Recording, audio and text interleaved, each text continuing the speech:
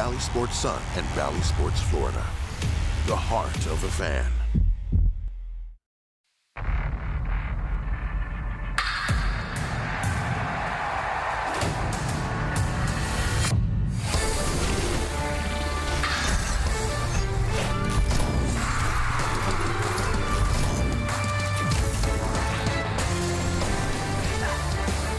Rays baseball on Valley Sports is presented by Baycare.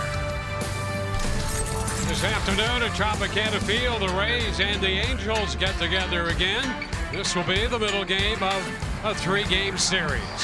Hi again, everyone. Welcome to Rays baseball with Doug Wechter, Dwayne Stats. Great to have you aboard.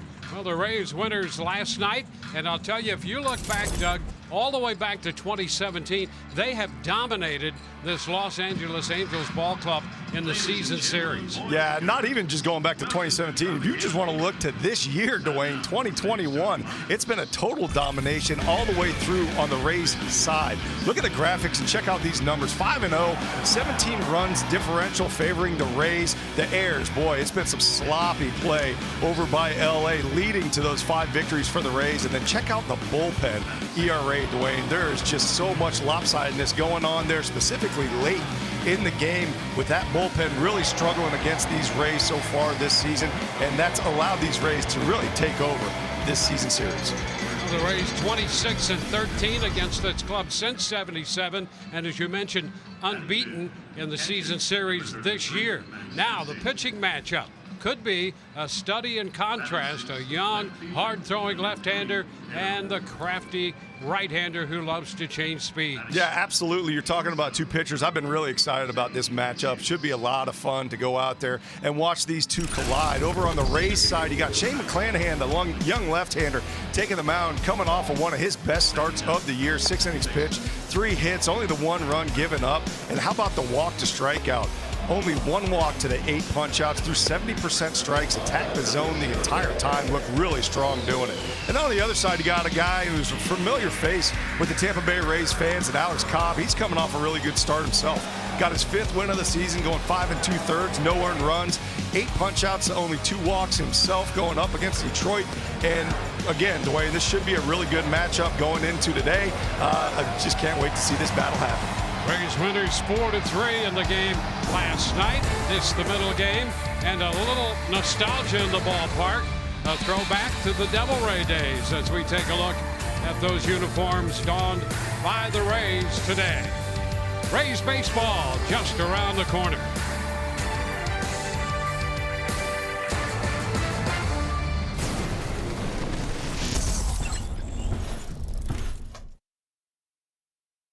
By Baycare, humanity at work. By Frontier Communications, don't go it alone. By your local Ford dealers. And by the aggressive attorneys, Winters and Yorker. Rays continue to run in first place in the American League East. Game 2 with the Angels coming up. Rays have won their last 3, including the last 2, by a single run. Rays and the Angels moments away.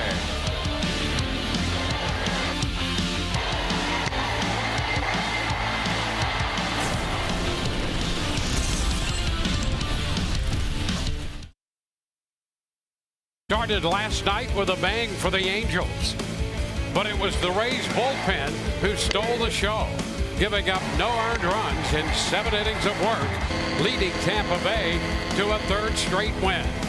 Today, flamethrowing left-hander Shane McClanahan goes to the hill against old friend Alex Cobb. Game 2 versus the Angels coming up. And here we go, the Rays and the Angels. Shohei Ohtani getting set to lead off this game. And boy, what a leadoff home run he hit in the game last night. 453 feet. 116.1 exit velocity. And here is the starting lineup presented by your local Ford dealer. Ohtani leading off for the Angels, followed by the right fielder Luis Renifo. It will be Anthony Rendon at 3rd, hitting 3rd. Will Gosselin's the cleanup hitter. Max Stassi will do the catching. Taylor Ward is in left, hitting 6th in front of Jose Iglesias, the shortstop. It will be Juan Lagares hitting 8th. He'll be in center field, and David Fletcher at second base will bat 9th. Oh, and here's your starting pitcher, brought to you by Baycare. Shane McClanahan going out there, making his 11th start of the season. You see the good numbers so far for the young left-hander. 2-2 record, the 4.03 ERA. The strikeout to walk, really good for the kind of stuff that he features. 54 strikeouts to 14 walks. Sitting on that 97-mile-an-hour fastball, Dwayne, should be a lot of fun to watch today.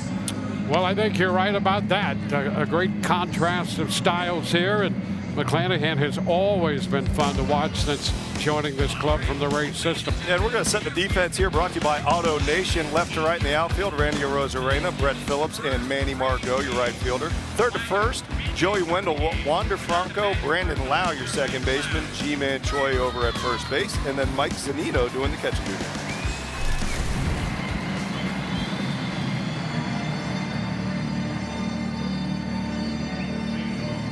And here is Ohtani getting set to lead it off. 24 home runs on the year, 7 of those coming in the last week and a half over 9 games. And here's the lefty's first pitch. Hit on the ground to second. Lau is there in the toss to first. Well, that's 100% improvement over last night. A lot less exit velocity, too, off the bat. Last night, Shohei Ohtani's first at bat, 116 miles an hour, home run off the D-ring. This one favoring the Rays much better. Here's Rengifo. Luis Rengifo playing right field.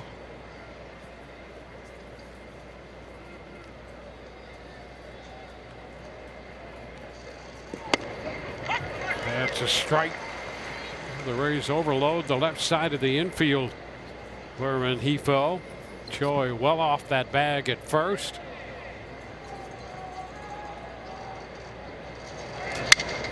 It's foul the other way and is out of play. I'm going to check the bat. Sounded as if he may have cracked it. He's going to get a new one. 1-0-2 count. Angels have lost 4 in a row, 7 of their last 10. They're running 4th in the American League West, 11 games back.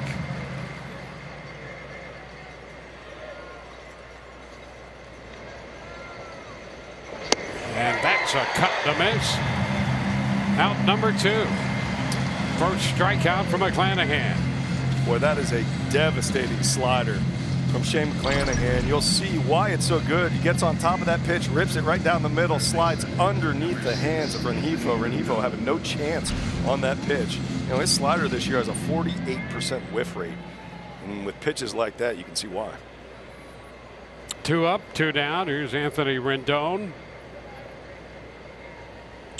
Now the Angels playing without Mike Trout with the injury to his right calf, a strain in there just past the middle of May. Now a strike to Rendon. And they figured he could miss up to a couple months. And that's a big part of this lineup missing.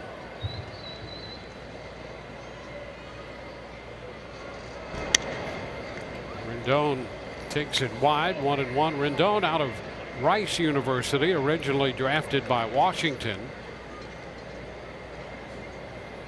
And now a long-term deal to play third base for the Angels.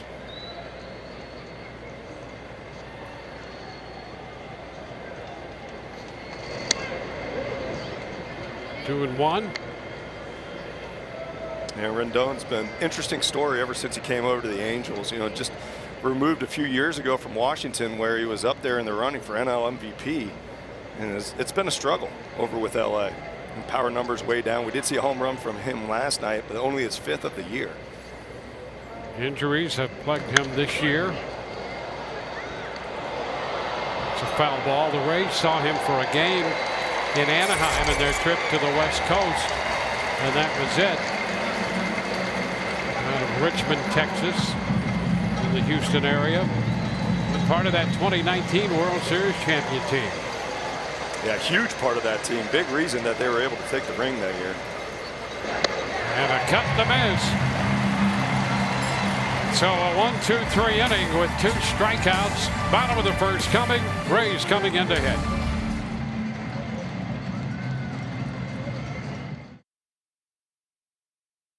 For the Rays, aka Devil Rays with those jerseys on today, presented by your local Ford dealers. Brandon Lau leads it off, then Wander Franco, followed by the left fielder Randy Arozarena. The DH is Austin Meadows, G-Man Choi at first, Manuel Margot in right. Joey Wendell hits 7th, plays 3rd. Brett Phillips in the lineup in center, and Mike Zunino will do the catching. Yeah, your starting pitcher brought to you by Baycare. 33-year-old right-hander Alex Cobb making his 11th start of the season. It's been a good one so far for him. 5 wins, the 4.41 ERA, 38 punch-outs to 18 walks. And the first pitch, Brandon Lau takes it for a strike.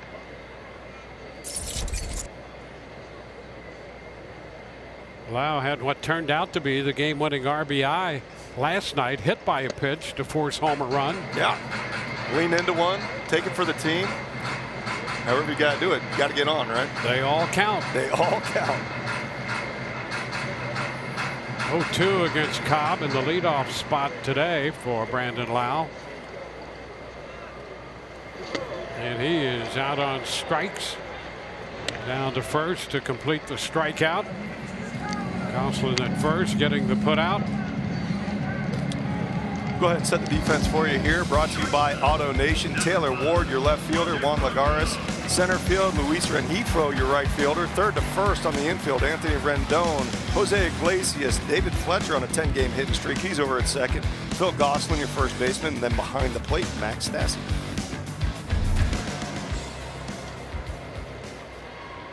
Wander Franco, 2 for 15, breaking in.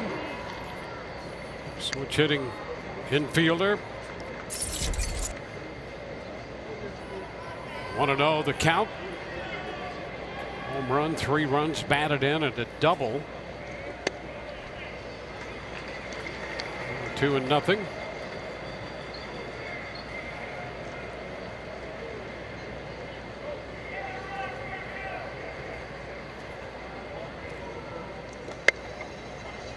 And there's a ball missing. It's 3-0. One of the really good things you continue to hear about Franco comes through the comments his teammates make. You know, he wants to do well, of course he does, but even when he doesn't, he is rooting for his teammates. Boy, and you know, from being such a young guy to go out there, and how about this pitch, by the way? Oh my! Brian Knight, not sure where that one landed, but yeah, you want to know something about a guy and know the truth about him, go to his teammates, yep. Right? And you'll find out quick what kind of person he is, and everybody loves this kid. I mean, Franco has made a huge impact not only on the field but in the dugout. And, you know, all the reports have been that way coming up through the minor leagues. You know, electric personality and the skills on the field to match. That's a liner into right, and it's going to be caught. Boy, I'll tell you that ball was hit hard, and sometimes those line drives have a little life of their own, and I think we saw Rengifo make a last-second adjustment to corral that one. Absolutely. It looks like it hits the second gear right here. You're going to see Rengifo almost missed that ball.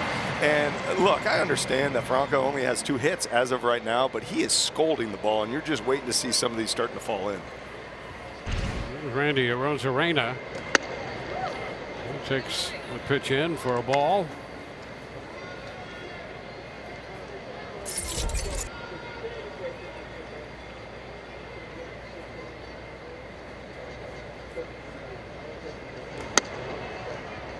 Upstairs from Alex Cobb, 2-0. Cobb was a favorite when he was in a Rays uniform.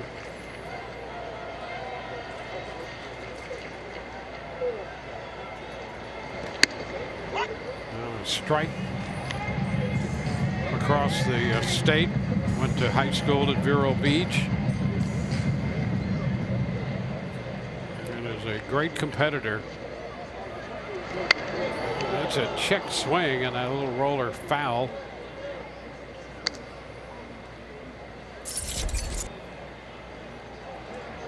Well, there's the breakout on Alex Cobb now, 33 years old, 6'3", 205. He's the bulldog. Has been ever since his Rays days. You know, I got to know him at a very young age. Talked about it a little bit last night on the broadcast, how I met him, you know, up in Hudson Valley when I was rehabbing an injury. And boy, he was a bulldog back then. The way he pitched back then, you could just tell. A lot of guys, you tell from the young age that they just have that it factor, right? You see it in the NFL with some quarterbacks. Well, that's what he has on the mound. Foul ball. So we'll see another 2-2 pitch. Just that true type of competitor. You know, never scared of the big moment. Always wanted the ball. He had some really, really good years as the ace here for the Tampa Bay Rays. And, you know, he'd go out there with that split change. You know, that fastball's always been, you know, low 90s. You know, good enough. There was a day when that was better than good enough. But comebacker right there, and he fields his position well and throws out a Rosarena. 3 up, 3 down. We go to the second, no score.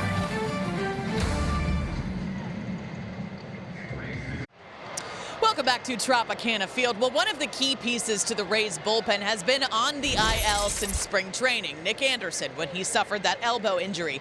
But today, Nick threw his second bullpen. He threw a bullpen on Wednesday and one today, and he said progress is good. He's happy with everything. Specifically, the last couple weeks, he said he's made some really good strides. He said it was pretty stressful for a while because he didn't know why this injury happened. He said he's not sure if it happened because of mechanics or adjustments, but he said prior to the injury, his carry was down even in the postseason, but you see him here and he says that his arm feels loose and far more normal now. So when can we expect to see him back?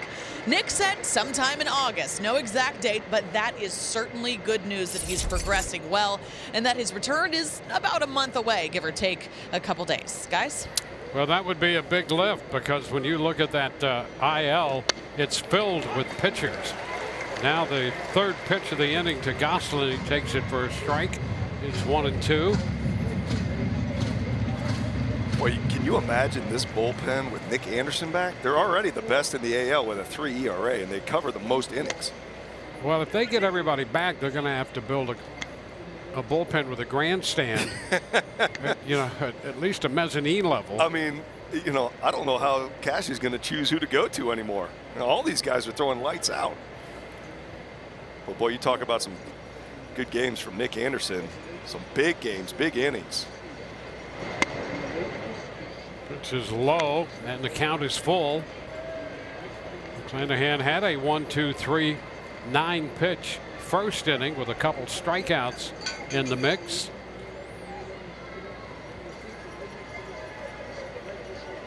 And now the 3-2 to Gosselin. And he loses him to lead off the inning. So Gosselin heads to first.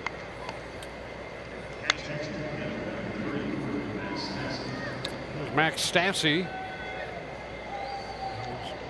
doing the catching again.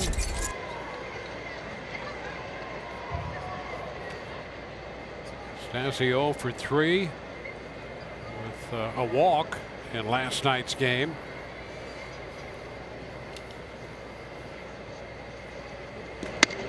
And that's a strike call.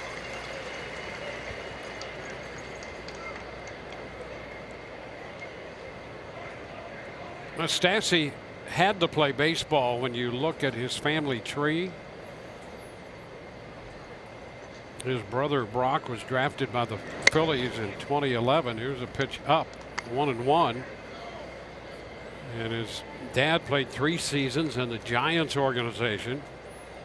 Both grandfathers and a great uncle played for the Hollywood Stars back in the 1940s. Really? It's amazing. And his great grandfather, Sam, played for the San Francisco Seals. So this kid was born with a glove in his hand. It's unbelievable. And he has a great uncle who played 13 seasons in the 30s and 40s and was a teammate of Babe Ruth and Joe DiMaggio. Are you kidding me? How about that? Yeah, he had no choice. He's definitely putting on a uniform no matter what. You're going out there, you're playing catch every day, bud. And a cut to miss. He's out on strikes. Could not catch up to the fastball up there. And then strikeout number 3. Well, great job here by McClanahan expanding the zone. Stassi actually handles the fastball very well. He's hit 320 on the fastball this year, but could not catch up to that one above the zone, up above the hands. Great job by Shane getting the first out of the inning.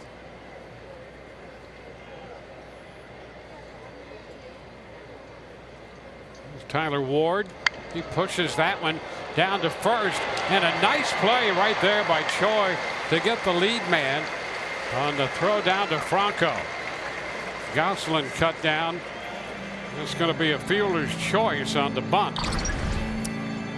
Well, this is an excellent play. You'll see Ji-Man Choi ranging to his right. Would have been a lot easier if he's a left-hander, but because he's right-handed, he had to turn in just slightly. Still makes the accurate throw. Watch this. Able to readjust, throw on the run, throws a strike to Franco. You know, Choi has a certain grace about him when he plays first base. Oh, yeah. He moves well. Jose Iglesias, the shortstop, fouls it back. Yeah, we've seen him make a lot of plays over there, you know, and different types of plays. You know, he can range a little bit, accurate on his throws to second base and across the diamond. You know, great on pop flies, but he's really good at picking the ball out of the dirt. We've seen him back when Adames was on the Rays. Saw some inaccurate throws at times from Willie, and boy, G-Man was able to help him out a lot.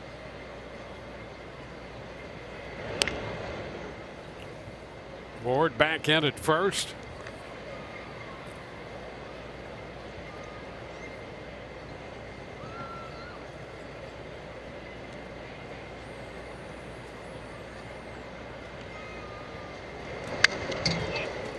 Two.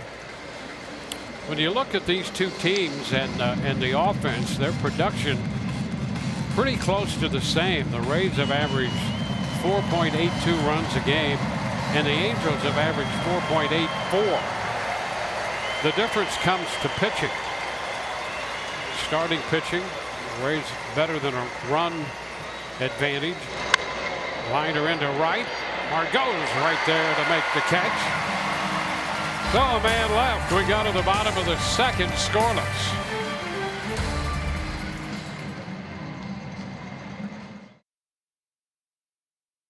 We are scoreless, headed into the bottom of the second inning. You can win big with the Rays 50-50 raffle. For every home game, you can join the raffle from the comfort of your very own home. Go to RaysBaseball.com/50-50. Some restrictions apply. Here's Austin Meadows, the designated hitter today. Starts the day with 16 home runs and 54 runs batted in. And that's a liner. Base hit, going to drop a couple of hops to Lagares out there in center. Sounded as if he may have sacrificed that bat, but got the base hit. Yeah, I think he'll make that sacrifice every time up if he needs to. Had 3 hits in the game yesterday, so here's his 4th just in the series. This is a great job of going after a sinking fastball and just strong enough to drive it out to center field. Getting the leadoff single for the Rays.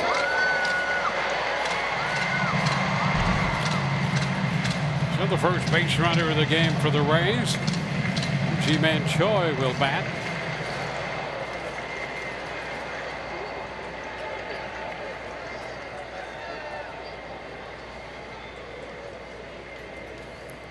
G-Man now at 237 with a couple home runs. Lets the fly ball into left.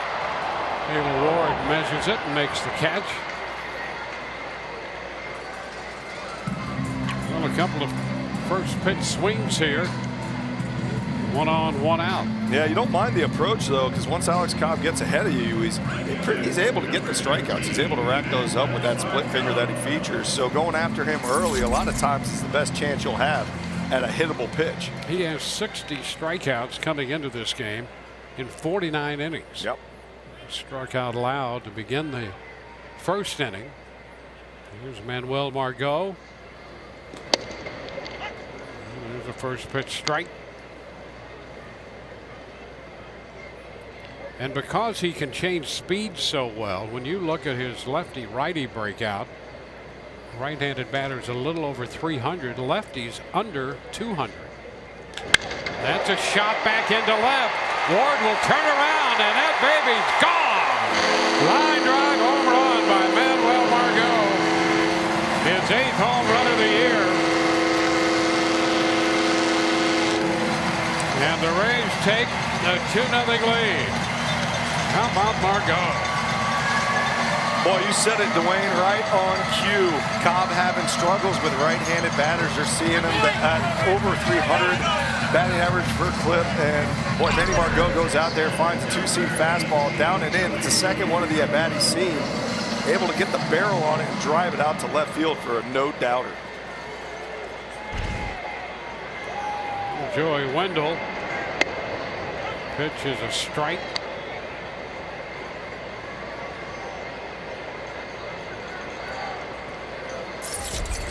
That's 4 home runs for Margot in a little over the last 2 weeks.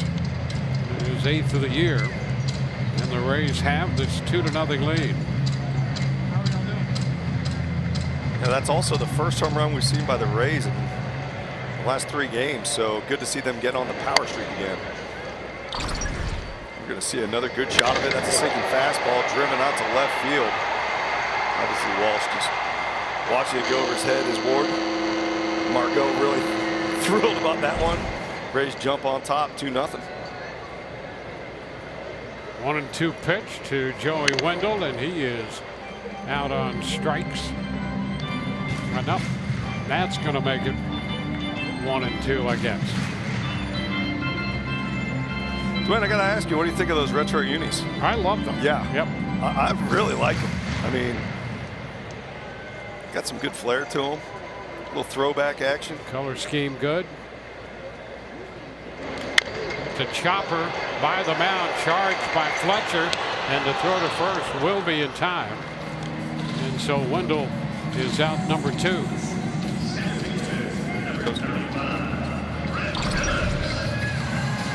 When you see the throw, obviously going to have to be rushed by Fletcher, knowing Joey Wendell's the type of guy who's going to hustle no matter what. Able to make the play.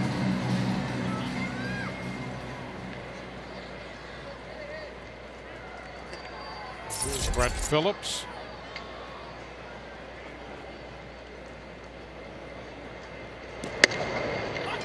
Works at a fastball. That's a strike. Phillips. 3 homers, 15 runs batted in to go with a 194 average.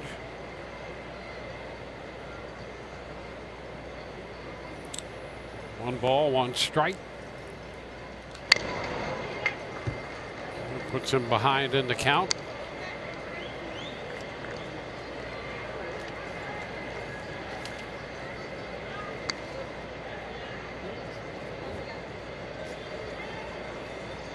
Phillips hitting .242 against right-handed pitching.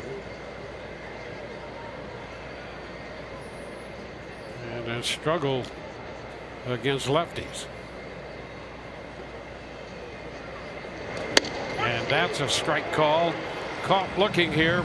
Out on strikes, Phillips. The Rays are finished in the 2nd, but they score 2. The home run by Manuel Margot makes it 2-0.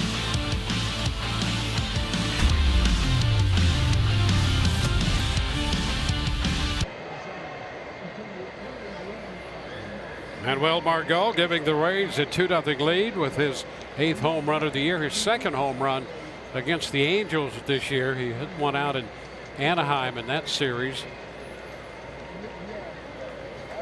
And here is Juan Lagares to lead off the 3rd. The first pitch from McClanahan is a strike. McClanahan looking really sharp so far. 7 of 8 on first pitch strikes, and he has a mantra he talks about with Kyle Snyder. It's a race to 2 strikes. It's a liner headed toward the corner. Rosarena is going to have to play the weak carom and a double for Lagares to begin the 3rd. That's the first hit for the Angels. Yeah, I think it was on a changeup, and we're just talking about it, that, you know, he's always trying to get to 2 strikes. Get as quick as you can to 2 strikes. This one, unfortunately, catching a little bit too much plate. Lagar is able to drive that pitch to the left side for his 10th double of the year. So just like that, the Angels have a threat on the second pitch of the inning. David Fletcher at the plate. A strike. Fastball down.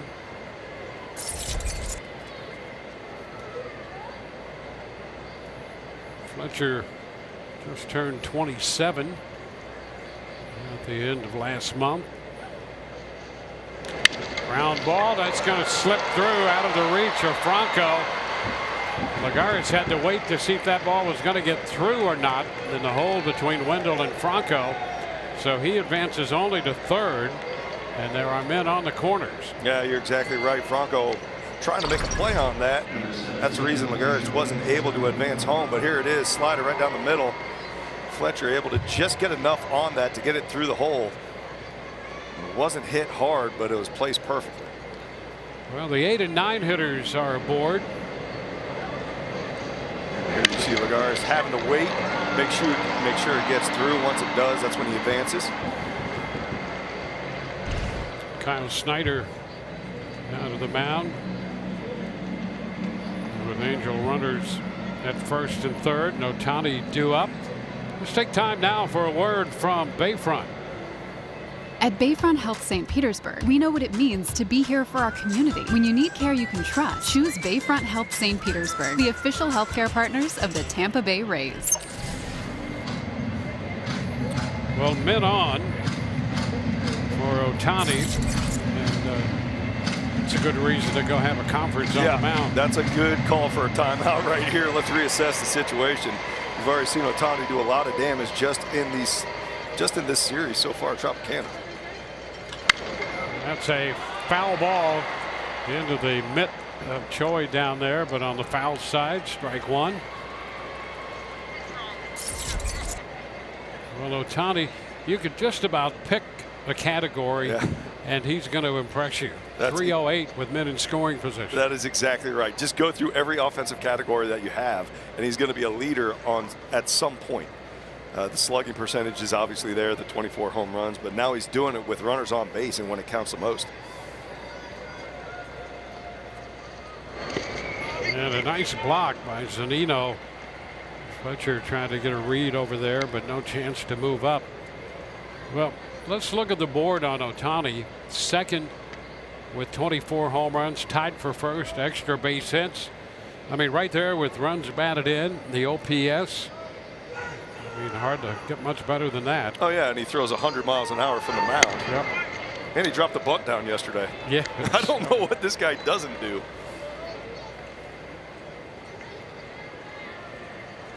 Obviously a huge part to that Angels organization. Yeah, he's the original pitch hit and throw guy. Yeah. I mean, that's exactly plus. Right. He's pitch hit and throw plus.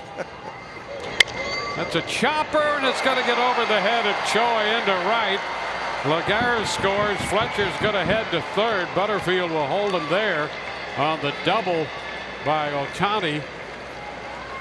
Well, he hit one out of sight to start the game last night and chopped this one just over the head of Choi to make it 2-1. Yeah, this is a slider breaking away. Actually really well located by Shane McClanahan, and Ohtani just strong enough to get it over the head of G-Man Choi right there, just over the outstretched glove. I mean, he missed it by inches. Unfortunately costing the Rays a run. So 3 hits in succession. Infield in, overloaded on the left side.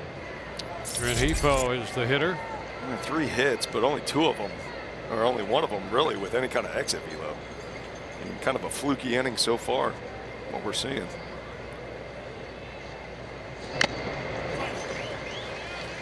One.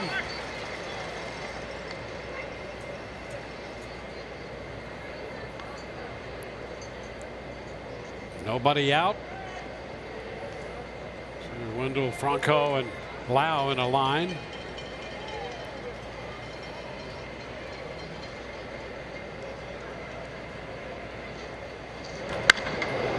Line foul. 1-2.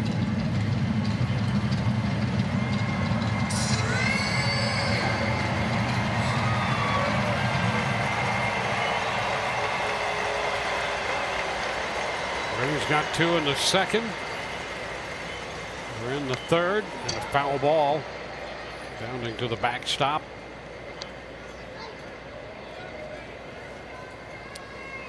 You see McClanahan going straight to that slider. A lot of times when you get into a pinch, you want to go to your best pitch, and no doubt McClanahan has a lot of confidence in that pitch.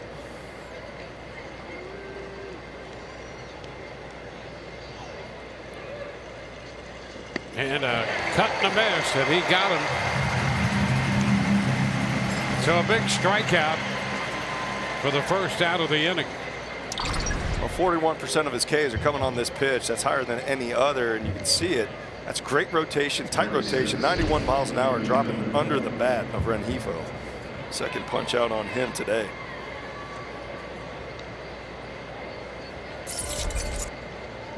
We've got 3 of the 4 strikeouts on the slider. Anthony Rendon.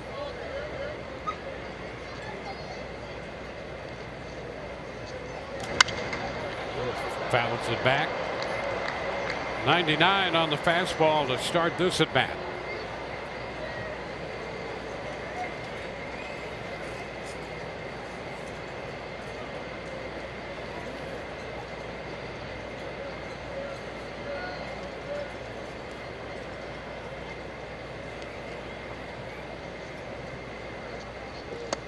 That's going to be a strike.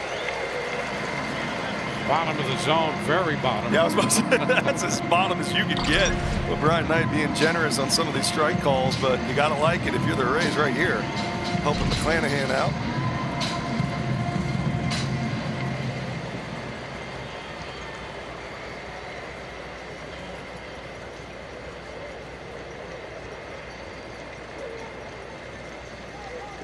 And a nice stop by Zunino.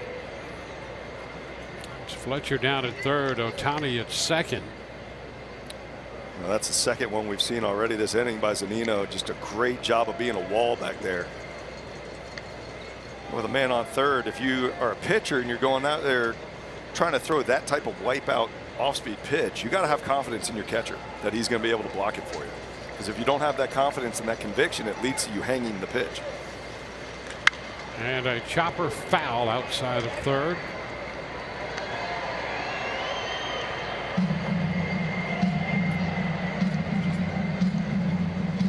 A couple quick innings, 9 pitches in the first, 14 in the second.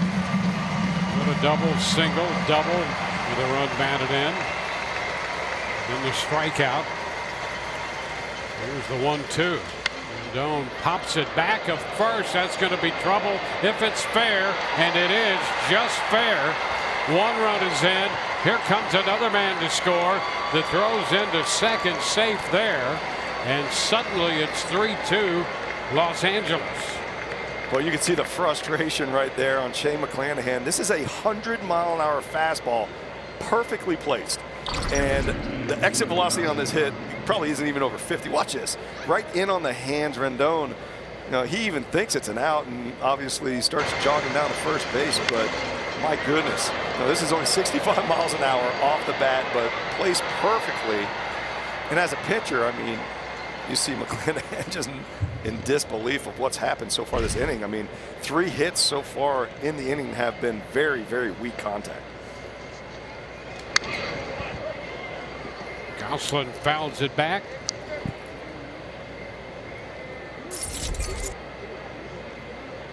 So 3 doubles, a single in the mix as well. And 3 runs have scored with Rendon at second and still just 1 out. 1-1.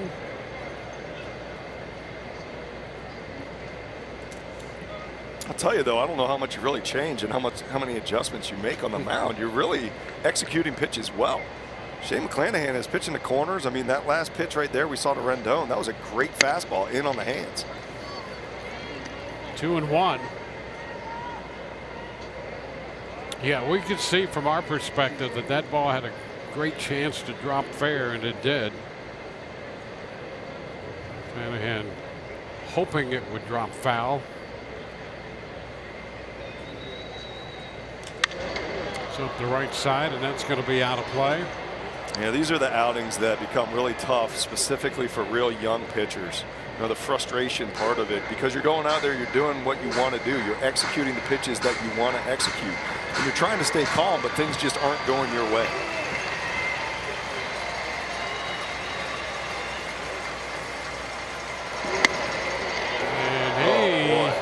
Would have loved to have gotten that pitch, and he's looking at asking Brian Knight about it. Boy, that's strike 3 right there. Yeah, we've seen some questionable calls already by Knight in this one. I don't know where that missed. I mean, well, it didn't miss. And now ball 4. So, boy, it's been one of those innings. A missed call right there, and now the walk. That little double off the bat of Rendon that dropped in just fair, scoring 2. I mean, you think about that.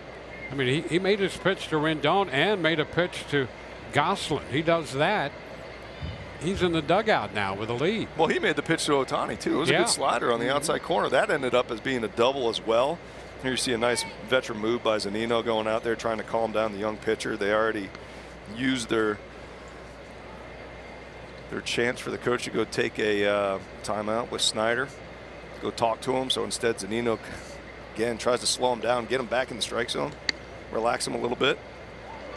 Stassi takes a pitch upstairs.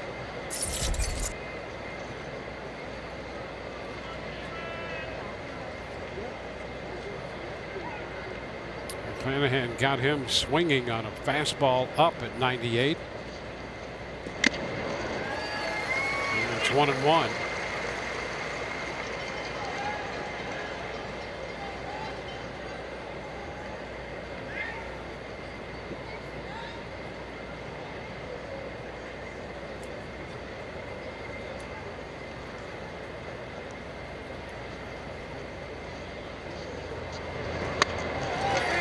Pitches by him. Well, after the trend of what we're seeing right here from Stassi, he struck out on the fastball up in the first at bat. Now you see 2 straight by him. You got to assume it's going to be another heater up in the zone.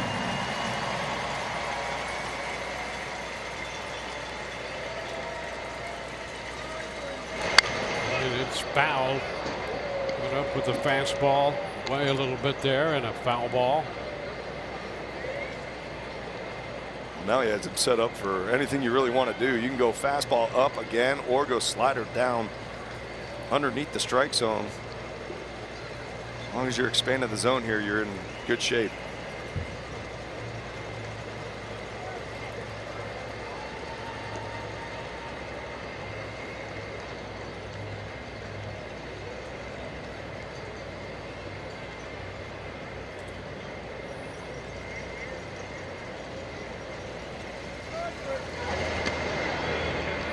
It's 2-2.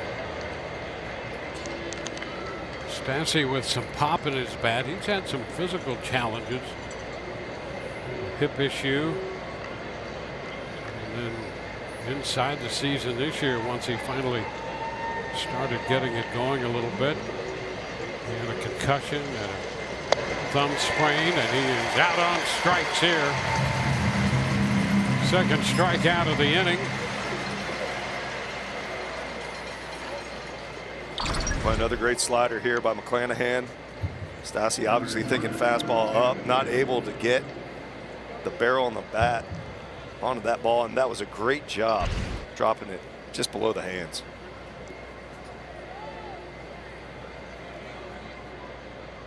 Now the 8th hitter of the inning. Taylor Ward steps in. It's been a 30-pitch inning.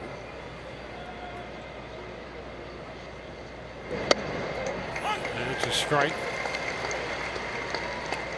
It's been one of those fluky innings for McClanahan, but if he can get Ward, he gets out of it down by only 1.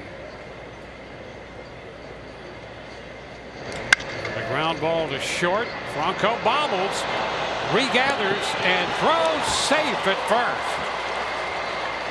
That was close over there at first base. Right now it's going to stand as an error, allowing Ward to reach, and the Rays are trying to decide if they want to take a look at it or not. Well, I'd like to take a look. There you see it. Just couldn't get a grip on the ball. Shows that plus arm strength. It looks like he's safe, Dwayne. Yeah. Nothing going right for the Rays this inning. Yep. Good shot of it right there. Just not able to corral it. So the bases are loaded. Here's Iglesias, the shortstop, and he pops it up. It's going to be out of play. Yeah, it's been a very difficult inning.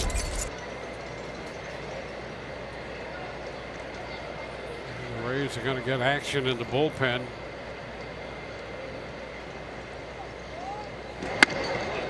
It's too high, 1-1. Rasmussen is up in the bullpen.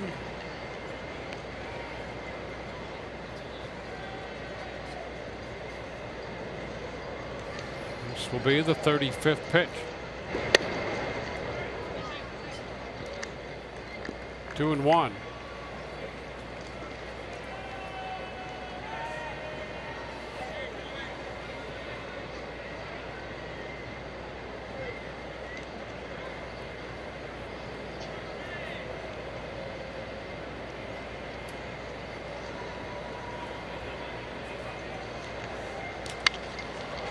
Pop fly into right. Here comes Margot.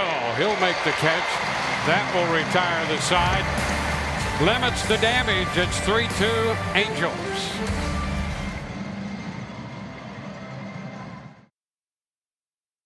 Be a part of the action.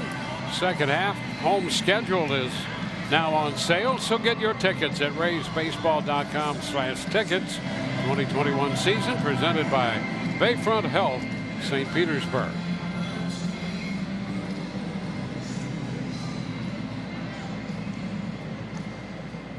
Well, Mike Zunino will lead off.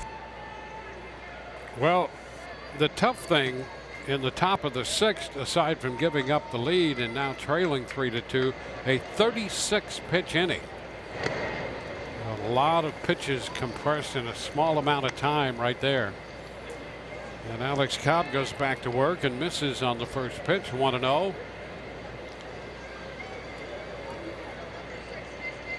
Zunino 5 of 13 with a home run in his career against Cobb.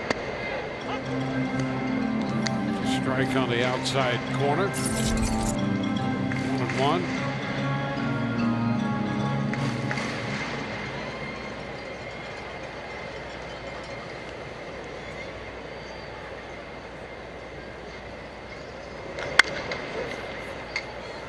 Ball, 2 strikes. The Blue Jays keep scoring runs on the Orioles. Blue Jays hosting Baltimore, and it's 12-0 at the end of 6. Oh my goodness, you gotta like that lineup.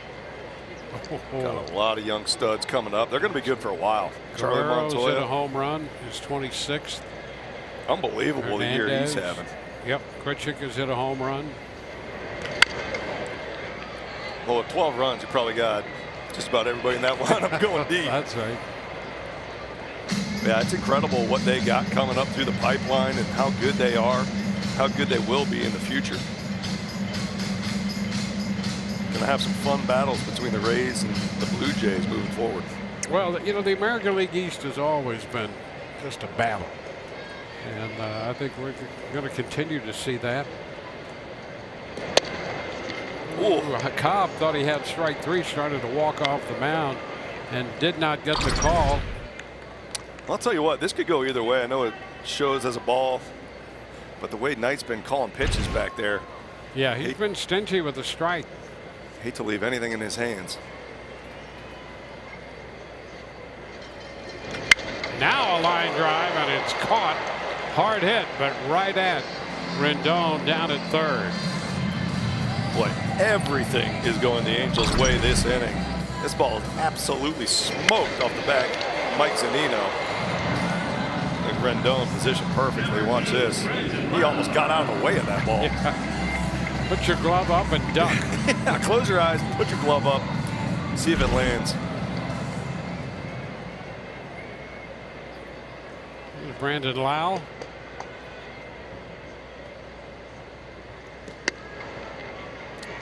And that's a ball.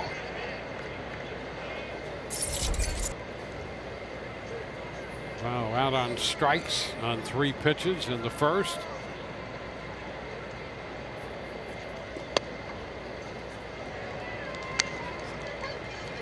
Two and 0. A little irony in the day that the Rays are wearing Devil Ray uniforms.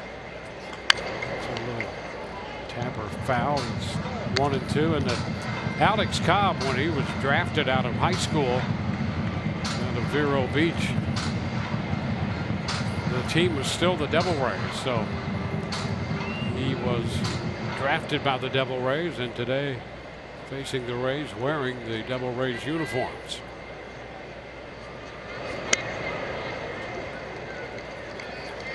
Three-one count.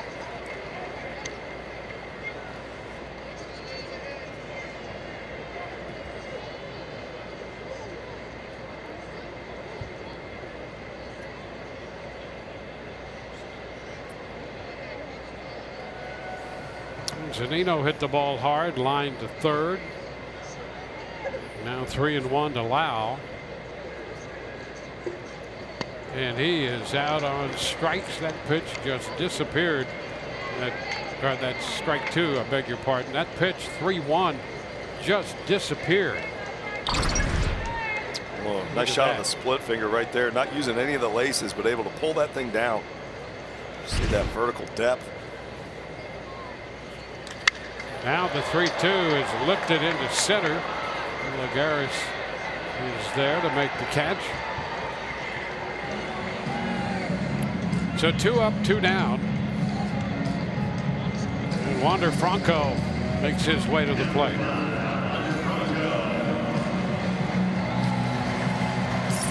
Franco line to right his first time.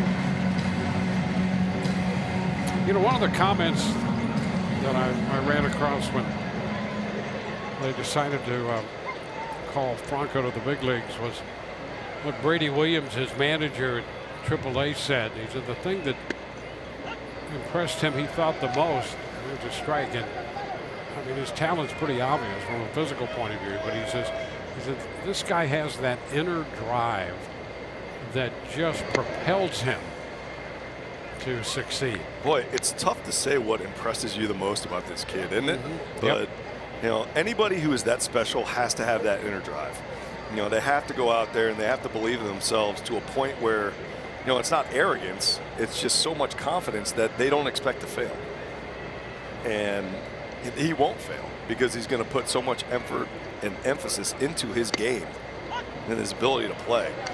And you've seen the drive from him so far, and everybody who's talked about him, I mean, you know, the qualities off the field match the qualities on the field. There's just so much to like about him.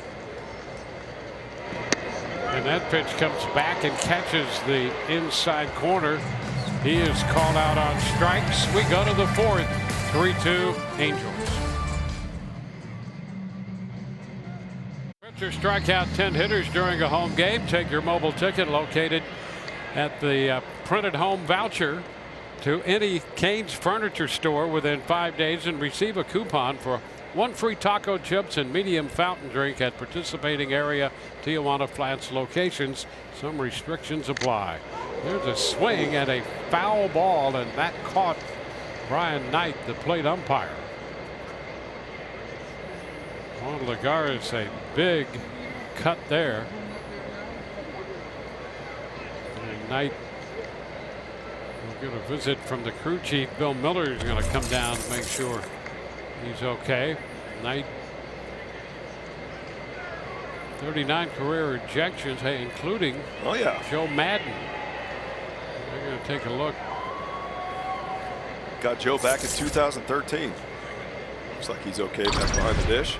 Here's a good replay of it. The foul ball. Catches a little bit of Zunino before hitting Knight. Well, that's a twofer right there. Yeah, you got them both. You see how Knight and umpires typically stand just to the left-hand side, exposing their chest. That's where he caught it.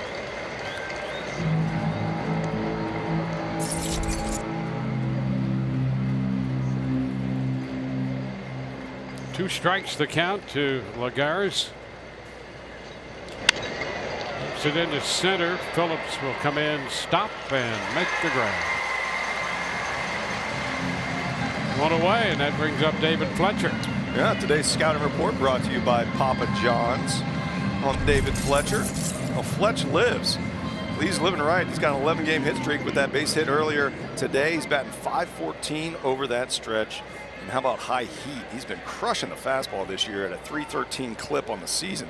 So you got to be careful if you're going with the fastball to him. He is a big contact guy as well. Checks on a pitch, and that's a ball. 1-0. Angels signed him to a 5-year deal at the start of this season. Punches it back foul. 1-1. I'll tell you what, Dwayne, if we get a foul ball back here in the booth, I got 3 different screens. I'm trying to figure out which one I'm watching. You're going to have to jump in front and catch it for me. I'm just ducking. Okay. Yeah. Well, let me know. There's a chop to third. Wendell on the move. High throw, but he got the tag. Choi did. Coming off the bag and reaching in to tag Fletcher as he went by. Good job here by Joey Wendell attacking that baseball, throwing on the run. And how about Ji-Man Choi? We talked about his defense earlier. Able to adjust on that throw and tag Fletcher. Not the easiest of plays on either side.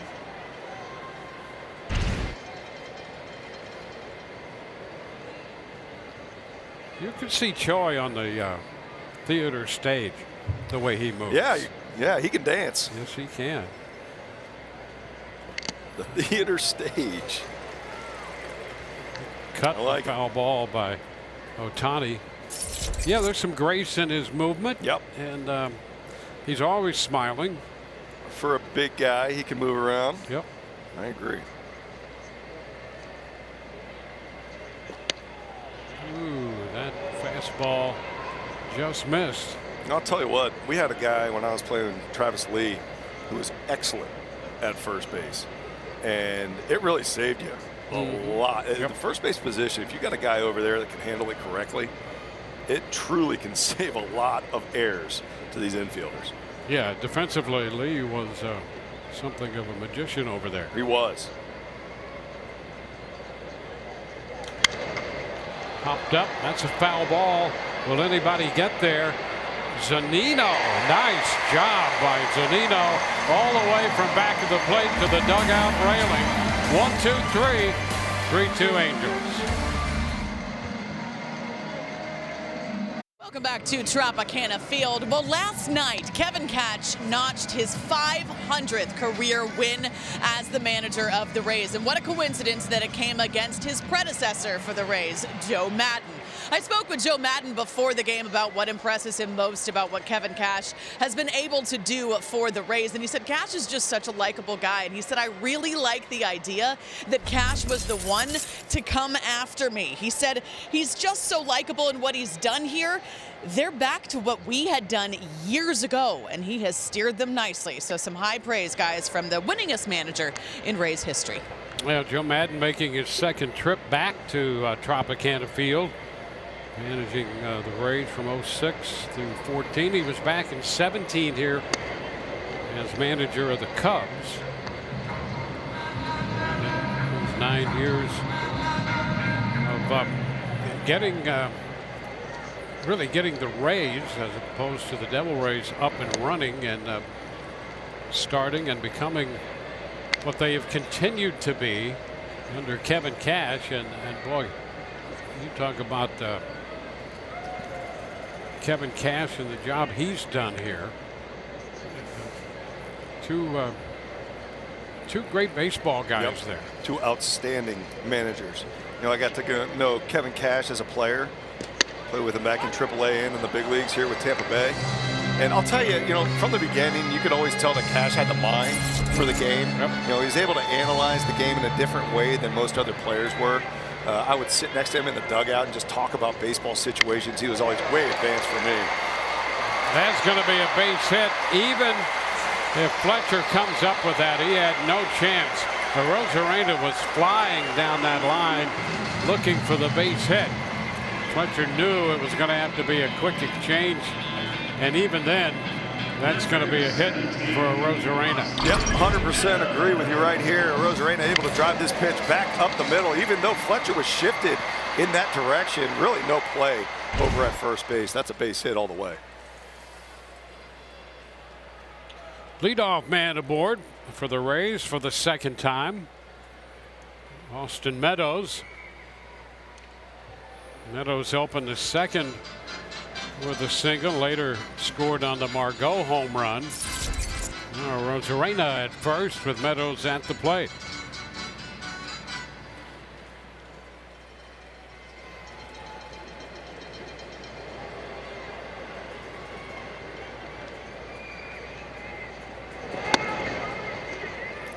Too low.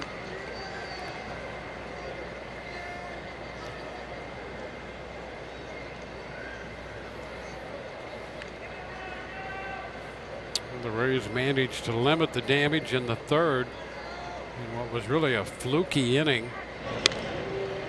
Rosarena back in. Angels scored 3 runs and left the bases loaded. Honestly, going back to that Kevin Cash and Joe Madden thing, one of the most impressive things that nobody really talks about Kevin Cash is the fact that he had to take over for Joe Madden, right? And Joe Madden was a legend and is a legend in Tampa Bay, and to go in there and have to fill those shoes and to do it the way he did, just a tremendous job by Kevin. And well, Kevin has always had the kind of a low-key, yes, confident approach. 100% agree. A lot of people would be very intimidated going into that role. Yep. And Cash just went out there, went about his business, and you see what he's done so far. 2-1. The other thing about Cash, and I think any good manager do this as we take another look at that pitch, and boy, I'll tell you, I don't know what. I don't know how far off he's going to let him go. I agree. We've seen a few, from Cobb specifically. I don't know if it's a sinking fastball that's really Knight's not able to pick up, but he's missed a few already today that have been at least 4 or 5 inches off. It's now 3-1. It's interesting, and I think part of that has to do with Cobb's delivery and how he goes about pitching, because we've seen that happen before with him, maybe not to this extent. Of course, this is the freshest in our mind, so we think it might be, but just because of the movement on his pitches, sometimes we'll see some of that. High fly ball into right off that 3-1 delivery. Rengifo makes the catch. Well, I agree. I think he does get some calls, probably because of late moving action on that sinker, and maybe his delivery has something to do with that as well. But something else it does is it's starting to frustrate the Rays hitters, because now it's almost taking the bat out of their hands. Right? You can't leave it in the hands of Brian Knight on some of these questionable calls. So instead, you got to be up there and be more aggressive than you want to be. Well, they're battling Brian Knight on side to side, and they're battling Cobb, back and forth. Yeah, they just can't win. Choi, pitch out, nothing doing. G-Man Choi lifted a fly ball to left his first time.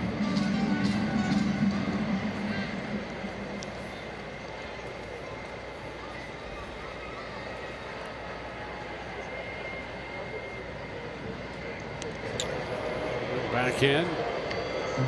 Rosarena reaching with a leadoff single, still there with 1 out.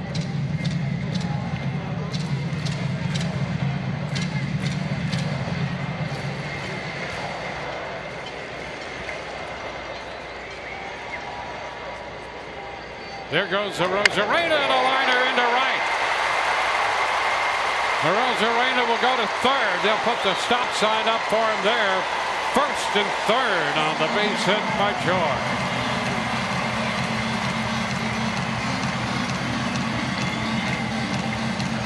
What excellent job here on Choi, staying on that split finger, hung up just enough for him to drive that ball out of right field. Rosarena getting a good jump, really good jump on Cobb, going on that pitch, able to make it to third base. See what there's holding him up right here. But again, Ji-Man Choi attacking that split finger up in the zone, able to drive that thing pull side. Ray's got something cooking here in the bottom of the fourth. Manuel Margot homered with a man aboard in the second inning, up with 2 men on here in the fourth. And he chases right there. We'll go StatCast, powered by Google Cloud on the home run to left field by Manny Margot. 108.1 exit velocity off the bat, 398 over the left field wall. Started the scoring up for the Rays, 2-0.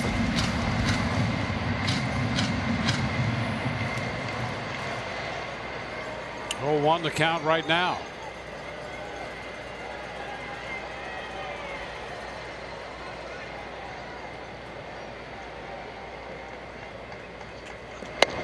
And now a strike on the outside edge. 0-2. Well, how about this? When you look at the team RBI leaders, Meadows, no problem there. And Margot has moved into the second spot, and Rosarena third. Yeah, and Margot, he's just been more consistent than anything else all season long. And just going up there, continuing to get the job done with runners in scoring position. Ooh, he takes a close pinch. Started to go, but did not offer. Boy, I'm just looking at Brian Knight. Yeah, just wondering if he's going to raise that right arm. Yeah, just about every pitch is a close pitch, it seems.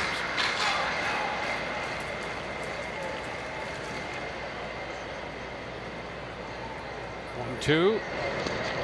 This one down block. The Angels catcher, no chance to move up by Choi.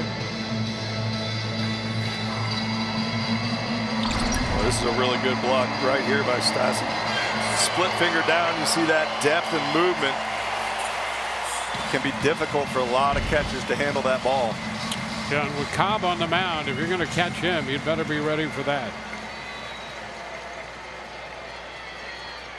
Looks like he might be going fastball again outside. 2-2, and it's popped up. Backpedaling out Fletcher from second base to make the catch. And the runners remain at first and third now with 2 outs.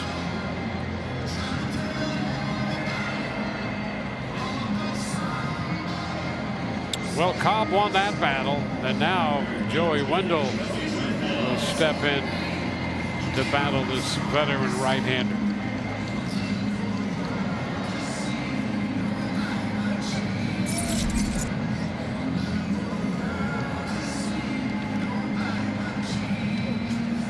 Wendell grounded to second his first time.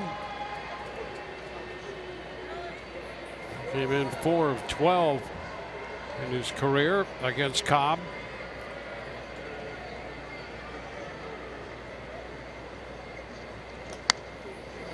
Fastball way up.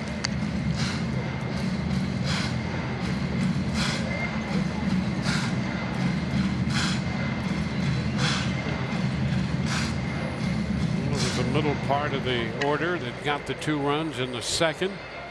Middle part of the order threatening here in the fourth.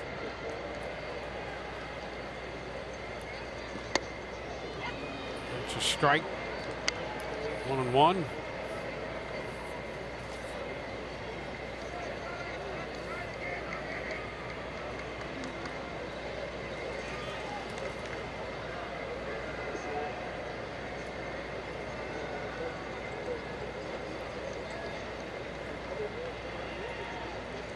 Wendell, a base hit the other way. That's going to get a Rosarena home. Choi up to second, and the base hit to left ties this game at 3. The RBI single off the bat of Joey Wendell. Oh, this is an awesome piece of hitting right here by Joey Wendell. Split finger up in the zone. falling away from him, but you see how Wendell kept his head on that pitch. Watch this. Watch that head. Watching the ball the entire way, driving it to the left side for the RBI single. Boy, that is textbook by Joey Wendell. Well, let's see what Brett Phillips can do with men at first and second. He takes a swing and misses.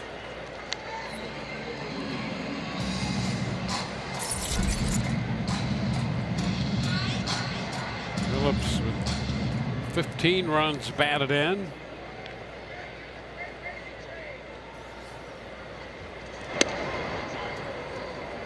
That pitch just missed. It's 1-1.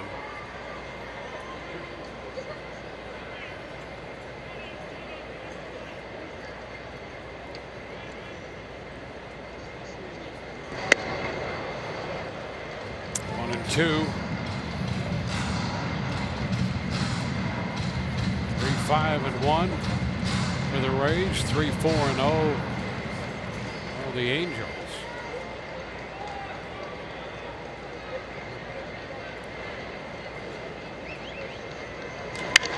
Fly ball back into deep center. That ball is going to carry over the head of Lagares. Choi has scored. Wendell will score. Into third, a triple for Phillips, and the Rays grab the lead. Brett Phillips triples over the head of the center fielder, and the Rays are up by 2. Oh, how about this drive on the sinking fastball? Stayed up in the plate. Brett Phillips get fully extended on that pitch. Thinks it might be gone. I actually thought it had a chance. Gets over the head of Lagares. Drives it to the deepest part of the park for the triple, scoring 2 runs. Putting the Rays up by 2. Awesome job by Brett Phillips right there. Look at Phillips. He's always fired up, and especially so now with his first triple of the year. And boy, what a time to unload. A little bit of raw emotion right there. Yeah, he was 0 for 15 going into that at-bat, so you knew he was due. Saw that pitch very well out of the hand of Alex Cobb. So the Rays, who at one time led 2-0, again have a 2-run lead, 5-3 this time, and here is Mike Zunino. There's a strike.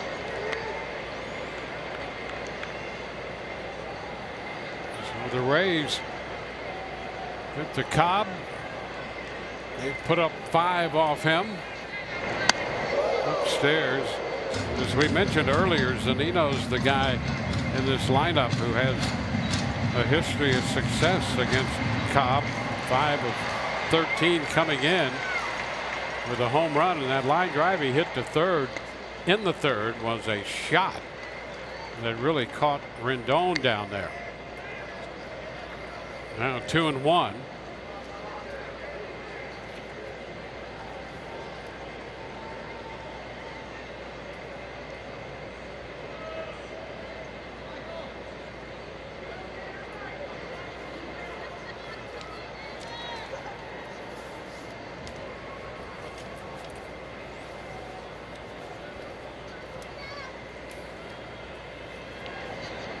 And a swing and a miss. 2-2.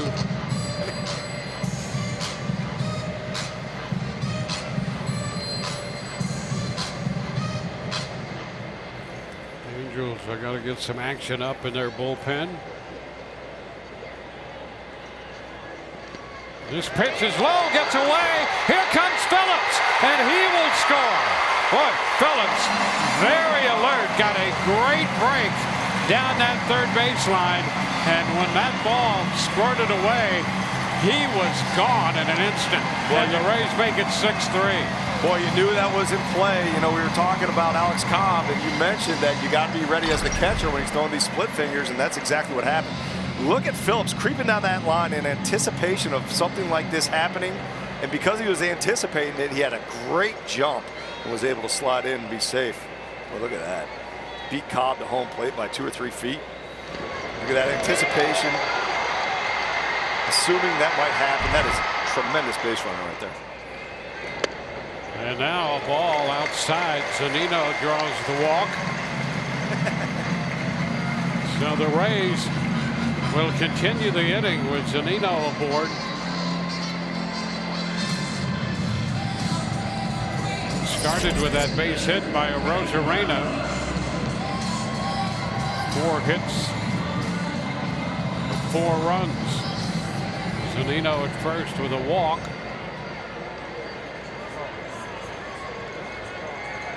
Jose Quintana throwing in the bullpen.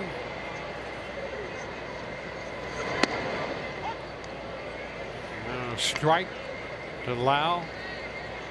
Boy, if you get heads up base running and speed, what a combo that is. And that's what we saw out of Phillips. Just manufacturing runs, right? You're able to manufacture runs when you're a good base runner. You got speed. You're a threat on the base paths. It was a great read, right? And great base runners always anticipate balls in the dirt, right? And that's exactly what Phillips was doing right there. Hoping to get a chance to break home, and that's what happened. Have you ever seen a picture of him not smiling? No, I don't think I have. I haven't either.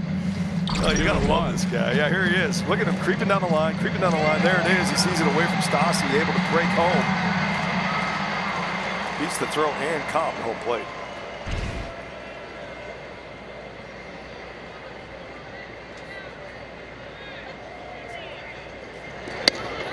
Take the count to 2-2.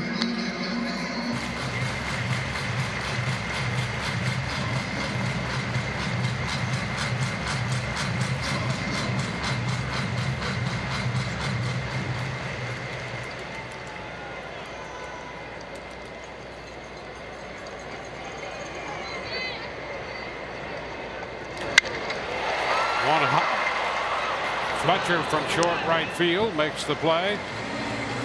Well, 8 men come to the plate. Brett Phillips had the 3-base hit to drive in 2 and then scored the other run. The Rays make it a 4-run frame and lead 6-3.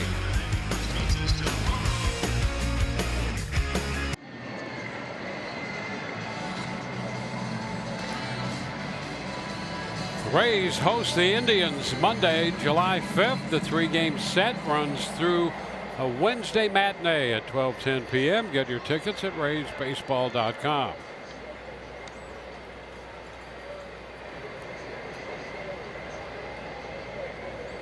Well, the Rays with a lead now. It's 6-3. Back to the hill goes Shane McClanahan. This is what competing is all about. McClanahan could have fared much better than he did in that third when he was tagged for 3 runs. That was a frustrating inning, but he survived it. Had a 1-2-3 fourth. The Rays score 4 in the bottom of the inning, and he's out here pitching leading 6-3. Renifo leads it off. The count's a ball, no strikes to him. Trying to catch up to 95 in there. And this is a good chance for McClanahan to go out there and have a quick inning, get that offense back in the dugout. Keep them going. It's a long inning for that offense, putting up 4 runs in the bottom of the 4th. I'd like to see a shutdown inning here in the top of the 5th. We gave up those 3 runs in the third. A couple seeing eye hits there. 36 pitches, but the other innings have been very economical. 9 pitches in the first, 14 in the second, 9 again in the fourth. Surrounding that 36-pitch third inning. Yeah, he's been pitching to contact the entire day. 72 pitches on the day, 50 of them coming in as strikes.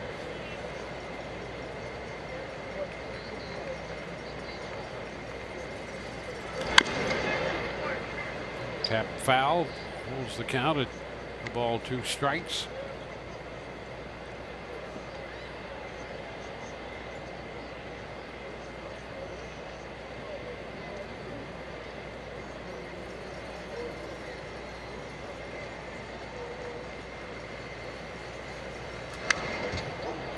Back.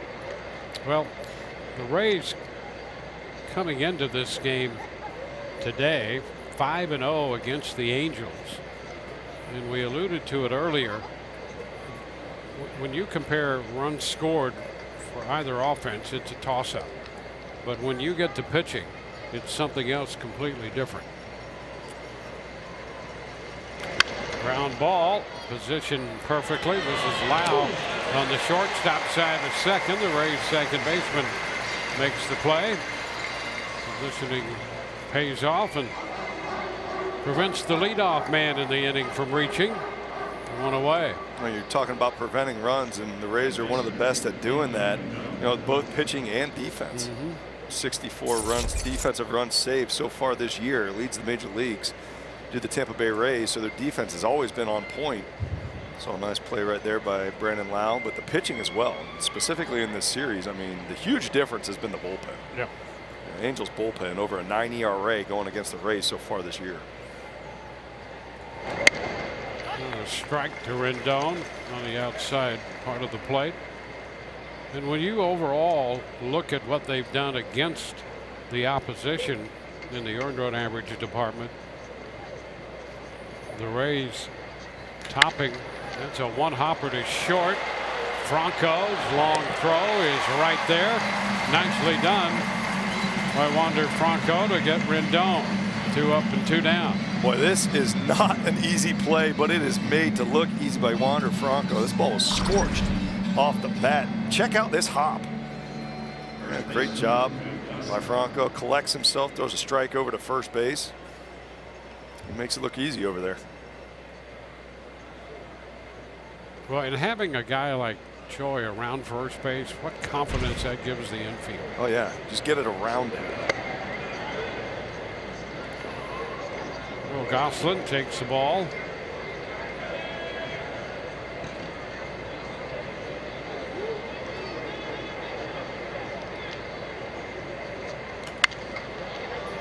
It's out of play. 1-1. Yeah, the Rays team ERA is 3.35, tops in the AL, 5th in the majors, and the Angels at 4.84. And when you look at the bullpens, the difference even more stark.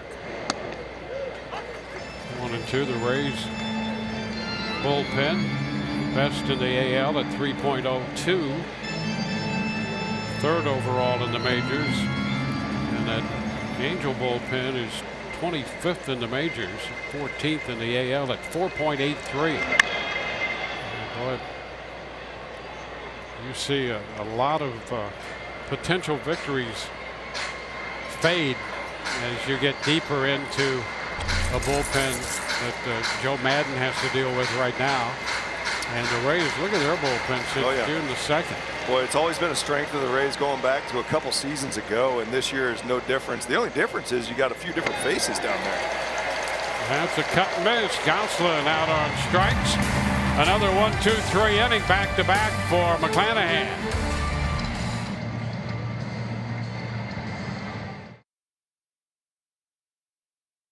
Coverage cam.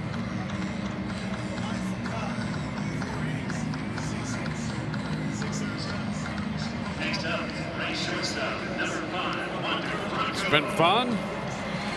Good setting here. The Rays have a 6-3 lead. Alex Cobb will depart. Jose Quintana will make his 11th appearance of the year.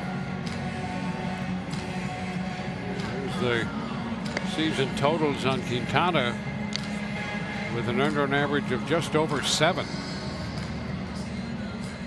Cobb worked 4, gave up 6 runs, 6 hits, struck out 3 and walked 1.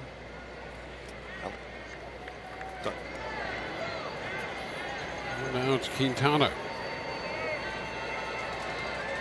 Wander Franco will turn around to bat right-handed.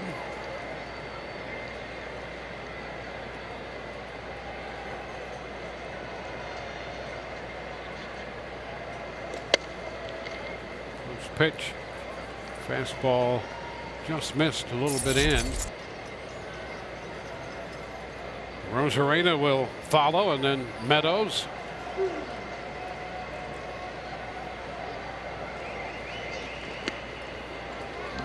Another pitch. This one down 2-0.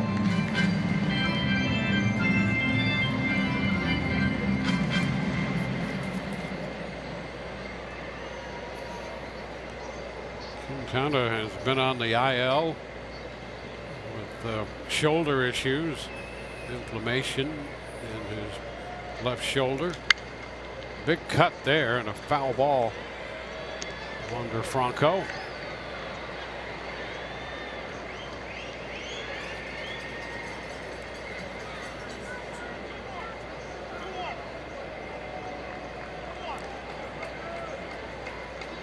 Well, now it's 1-2. Brian Knight. Now that's a pitch in. So that will take the count to 2-2. A little mix up there. And Brian Knight at odds with the scoreboard. Lifted into right. And Ifo is there to make the catch, and that's the first out.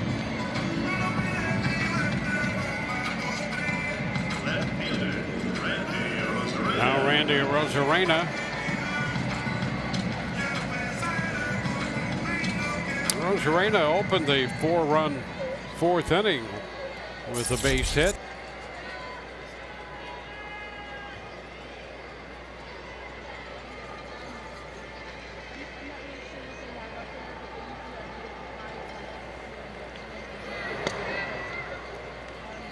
Which is down.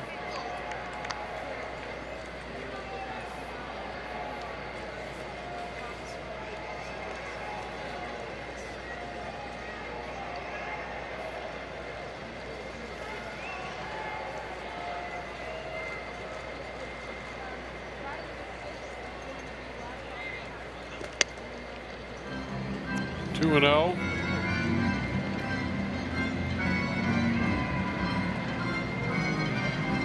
Well, the Angels signed Quintana as a free agent this past January.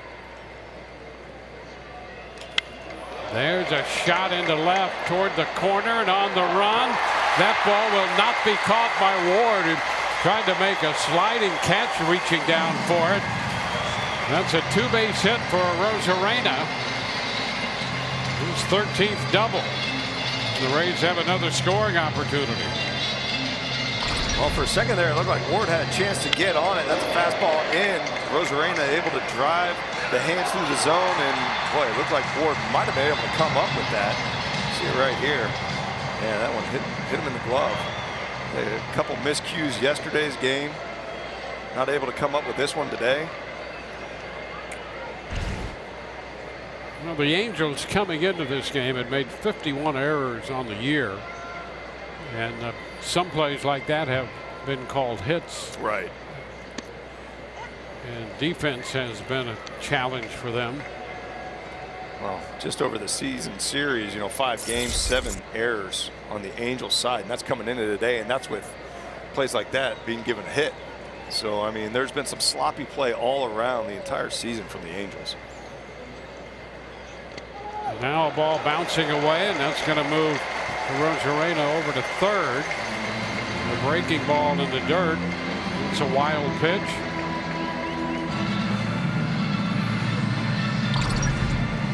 Well, this is where it's really easy to start getting frustrated as a pitcher. This looks like a curveball just basically dropped on the plate. Stassi not able to corral it. Advancing the runner up. And wouldn't you want your catcher to get that mitt turned the other 100%. way? I was just thinking the same exact thing. It looked like he didn't set himself up correctly, and because of that, it deflected off, allowing the wild pitch to get behind him. Foul ball makes it a 1-2 count. Now you got to think about it again. Arozarena on third base. Do you really want to throw that pitch again? And do you have any confidence that Stassi can block it for you? Yeah, you'd rather block it than pick it. Right. If you're a catcher.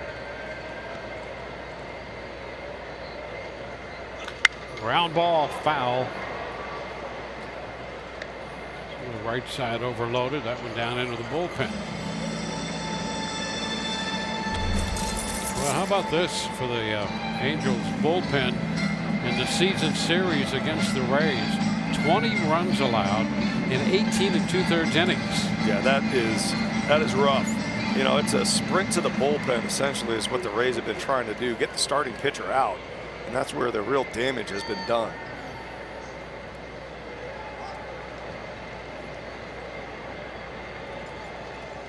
Upstairs, 2-2.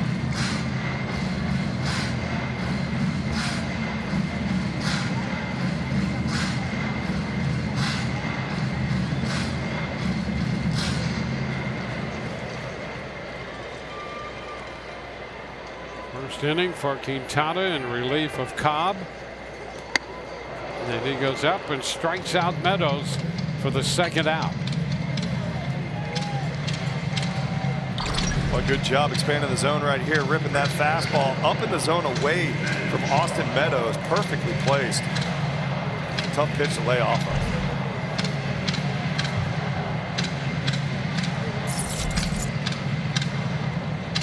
Ji-Man Choi to face the 32-year-old lefty.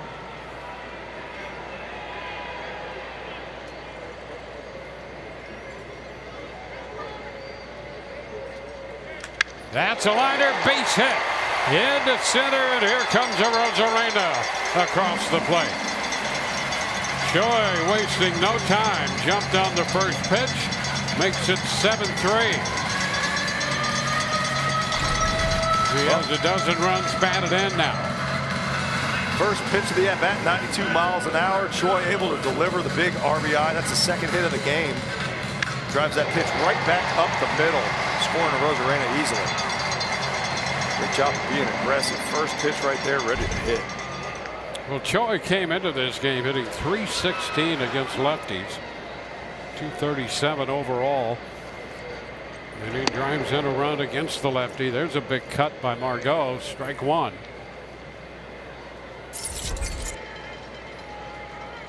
So a 2-out base hit for Choi. The Rays have their 7th run.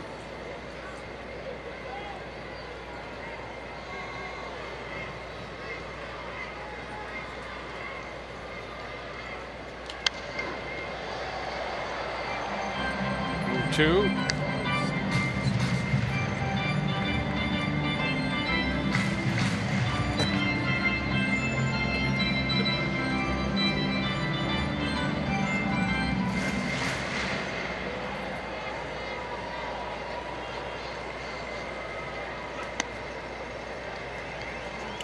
Ball, 2 strikes.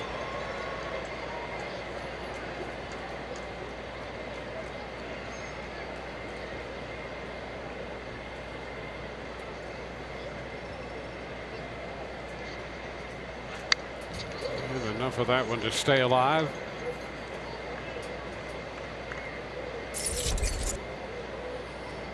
Quintana with the White Sox and the Cubs. Well, the Angels, how about this? With 2 outs, 349, 5th best in the league for Margot.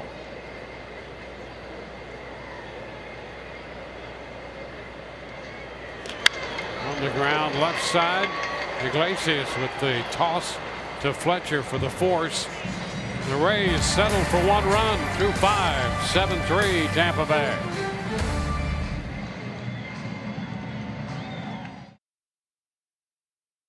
The Rays opened the scoring on Manuel Margot's 2-run home run in the 3rd.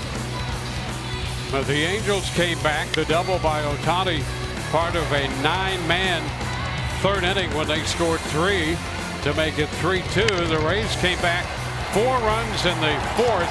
The triple by Brett Phillips chasing home 2. And then he would score on the wild pitch and a great jump, reading that ball as it bounced away. The Rays had a run in the 5th inning, and they have a 7-3 lead.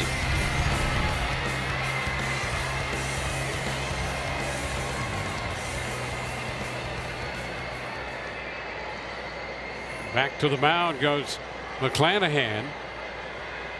Next, Stassi's going to lead it off. He's 0 for 2. The pitch is fouled out of play for a strike.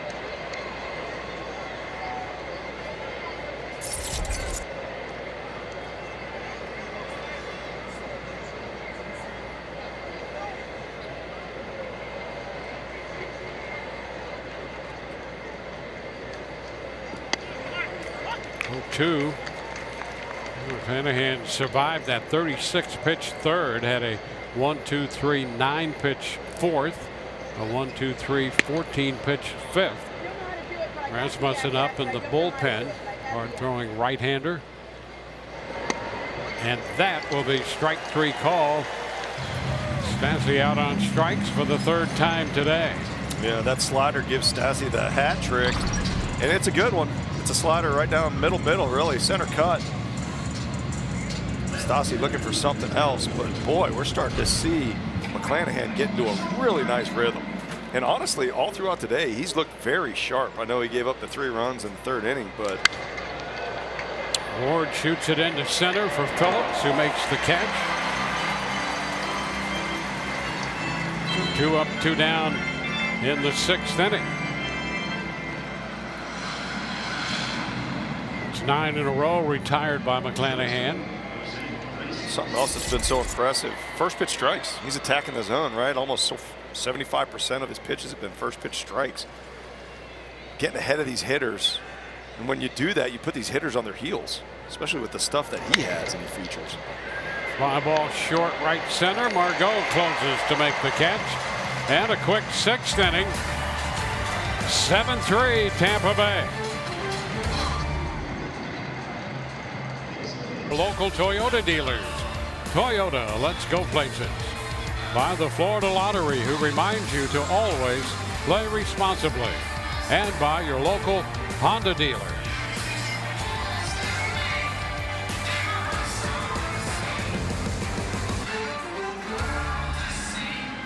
Rays now hold a 7-3 lead. Joey Wendell walks to the plate to open the bottom of the 6th.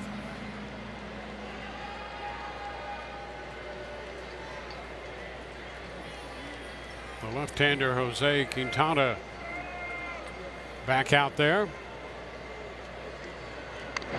And that pitch riding in on Wendell, and almost in self-defense, he took a little swing and fouled it. Yeah, almost like he was trying to get out of the way of that ball. See this pitch running in on the hands. Pulls the trigger, but boy, missed his hands by about 2 inches. See the frustration on his face.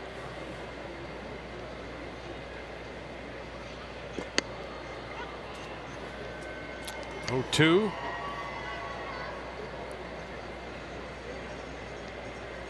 Rays scored 6 off Cobb. They have 1 off Quintana.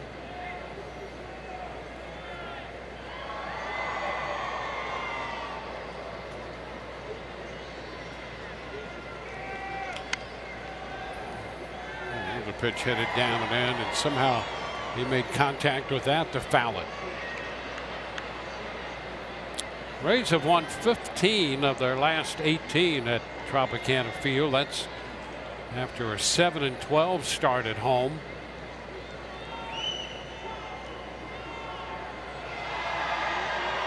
Tends to be a little worrisome when you start that way at home, but Kevin Cash didn't seem to be overly wrought with that.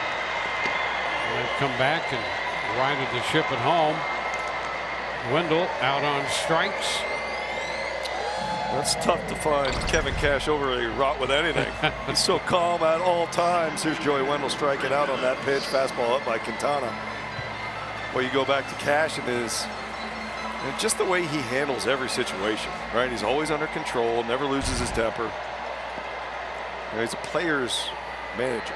And with a group this young, I think that's very important with his demeanor. And it's really played in the success of this franchise and this team. Brett Phillips takes a strike.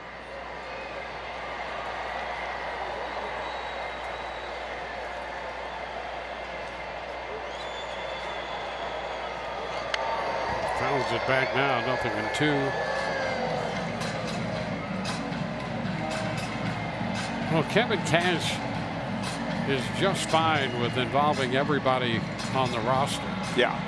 And you mean everybody. Absolutely. I mean, I wonder how many Sharpies he runs through just putting those scorecards together, the lineup sheets. You know, that's the one thing. Well, there's a lot of things that have been different just from even when I was playing, but the way games are managed now, and the ability to use everyone in the bullpen at all times. When I played, when I was in the bullpen, you knew when you were going to the game, right? You had a really good sense of the way the game was going, who's going to get that call. And right now, if you're in the Rays bullpen, it's anybody at any time. Phillips goes after that one in the dirt, and a toss down to first. Will complete the second out on the strikeout. Well, pitchers almost demanded that they know what my role is and when I'm going to be used and how I'm going to be used, because they would prepare for that, mentally as well as physically. 100% agree. And, I knew a lot of guys who knew they were late inning guys wouldn't even go down to the bullpen until the 6th inning, 6th or 7th inning. They do whatever they need to do, warm themselves up, get something to eat, and then stroll out in the 5th or 6th. And, now with this Rays bullpen, you got to be down there ready to go at all times. Yep. And it doesn't matter what role you think you have, because, we see it all the time. The guy who's pitching the best might go in the 6th inning in one of the biggest parts of the game because of where the lineup is. And that has just changed so dramatically. Yeah, there were always those stories about storied closers. Oh, yeah. Down there conserving their energy in the clubhouse. With their eyelids closed. That's right. Deep concentration. In a dark room. That's right. Sawing logs. Ooh, a foul ball right back out of play.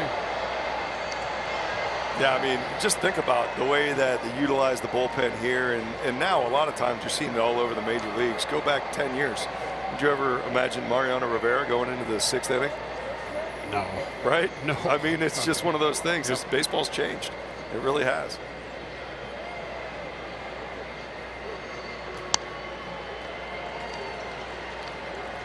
Counts at 2-2. Mike Zunino. Brandon Lau on deck.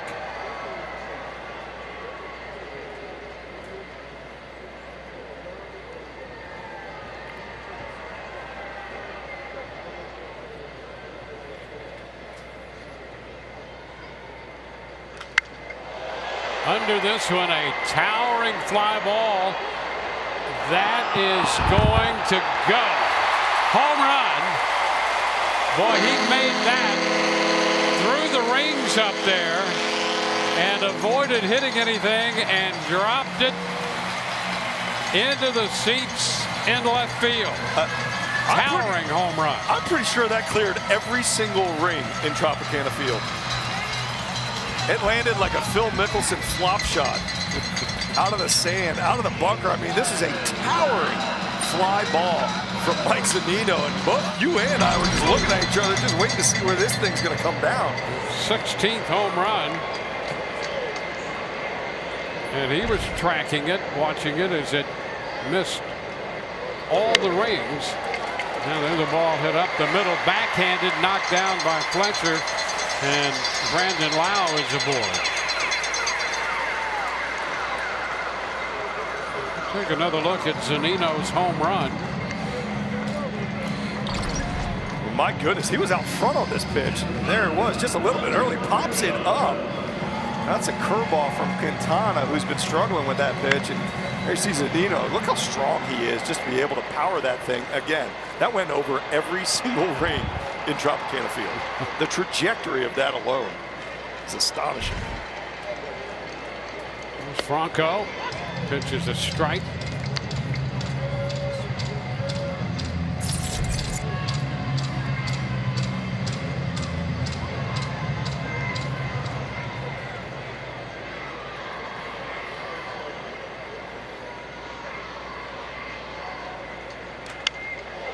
Now a fly ball toward the line and left, and Ward is there making the grab on that one to retire Franco and the Rays, but they get a run on 2 hits. The run comes on the Mike Zunino home run, and the Rays now lead 8-3.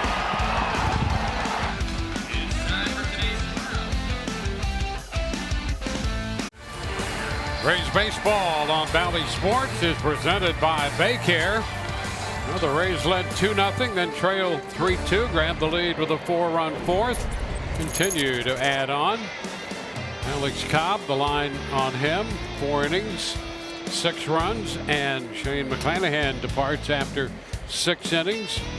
3-run baseball, couple walks and 7 strikeouts, and he gives way to Drew Rasmussen.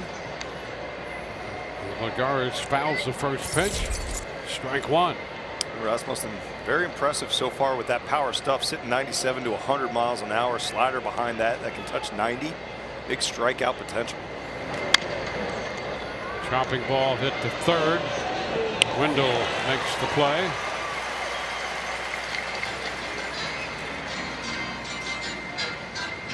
Let's revisit the Mike Zunino home run.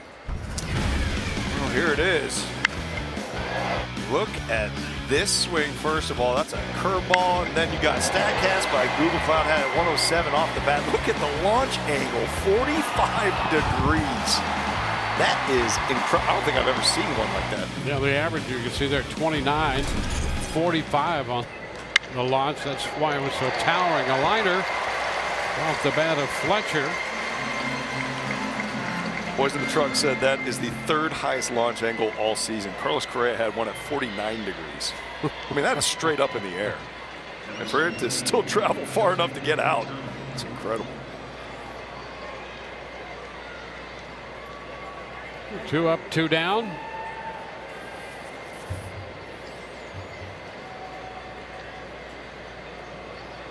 Ohtani doubled and scored, drove in a run in the 3rd. This is a strike.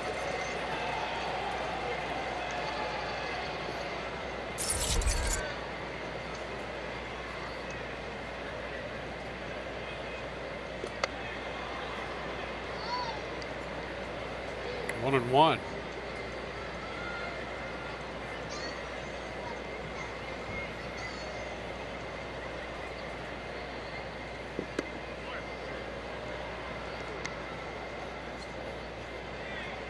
Rasmussen worked an inning against the Red Sox on Thursday.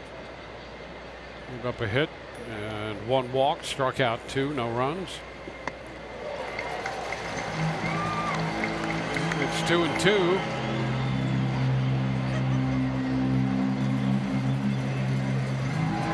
So Quijada up in the bullpen for the Angels. And the count is full on Ohtani.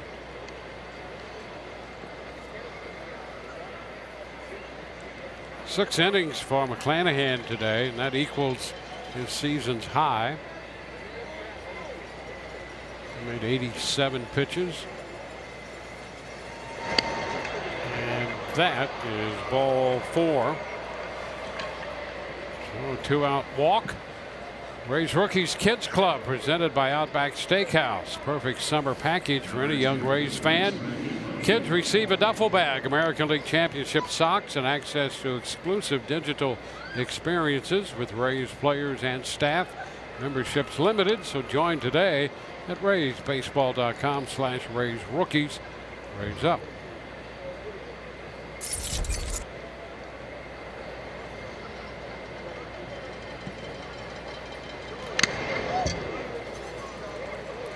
And he fouls it back. Strike 1.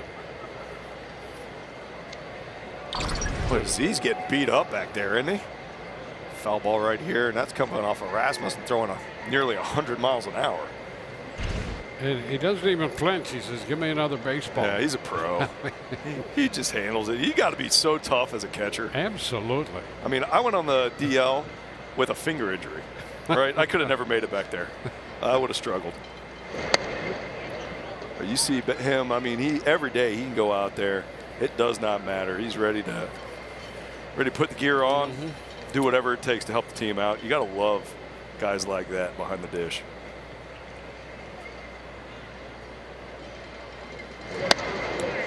That's a strike on the inside corner. 1-2.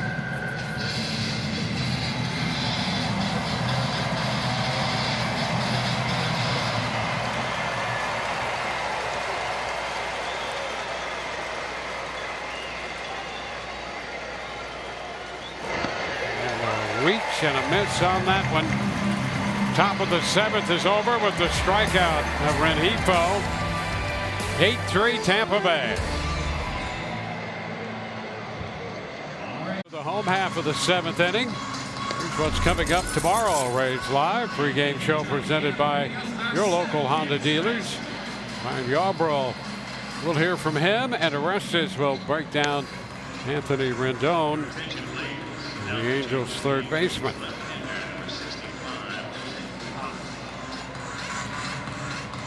Jose Quijada will be the new pitcher. He follows Jose Quintana.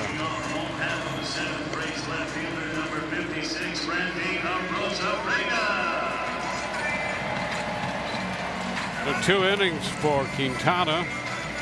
Rays got a couple runs off him, including a home run by Zunino.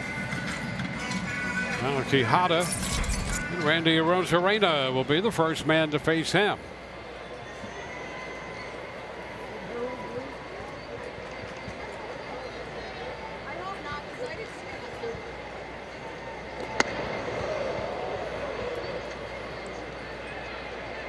Arozarena 2 for 3. Opened the 4th inning with a single that led to 4 runs, including 1 scored by him. He doubled and scored in the 5th. 2-0.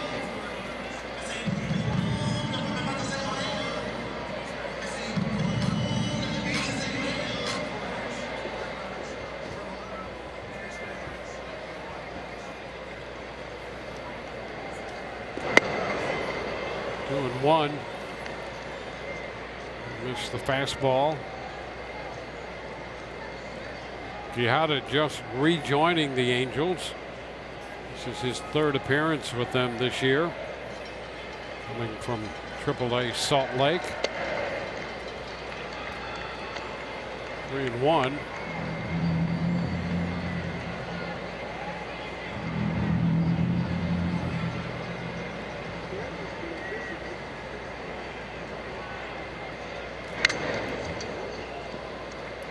And the count full. Quijada out of Venezuela, originally signed with the Marlins back in 2013.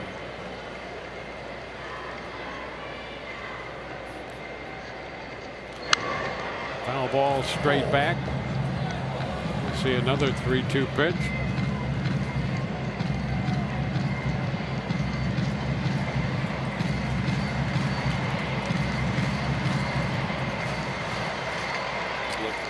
Quijada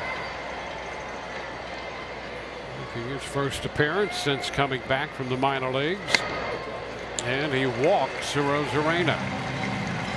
Not exactly the first thing you would want to do. Reserve a table in the Louisiana Hot Sauce left field ledge for a group of 4, or get a patio box for a larger party. Snacks and drinks, including beer and wine, complimentary with each ticket. Be part of the action. Visit RaysBaseball.com.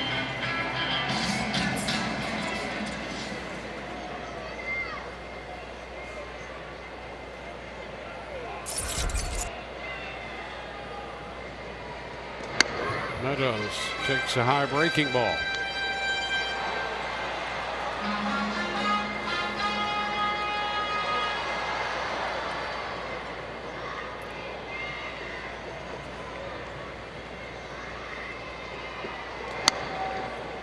After the fastball, a little bit up out of the zone, and he missed it. 1-1.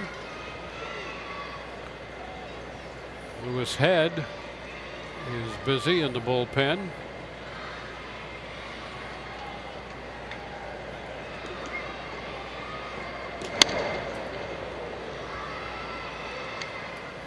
One ball, 2 strikes. Boy, Quijada is just a max effort guy from the left side. A lot of movement coming at you. Sitting there in low 90s, 92, 94 range. Just kind of letting it fly. That's a shot into center field. Lagares will not be able to get that one over his glove. Arozarena will stop at 3rd on the double by Meadows. Meadows now has 2 at-bats. against Quijada. One is a home run, and now this one a double. Well, Meadows, obviously a guy known for the extra base hit power. 54% of his hits this year have gone for extra bases. This a fastball up in the zone. Meadows does a great job of driving that ball back up the middle, again to the deepest part of the park, just over the head of Lagares for the double. He's starting to see the ball really, really well right now is Austin Meadows.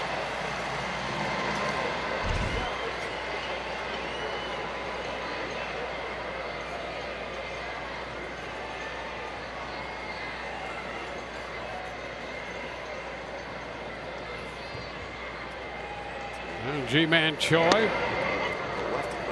Here's a strike. Choi is 2 for 3, a couple singles. He's scored a run and has driven home a run. And now faces the left-hander.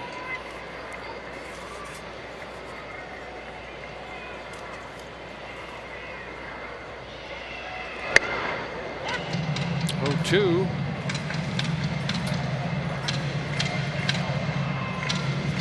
Choi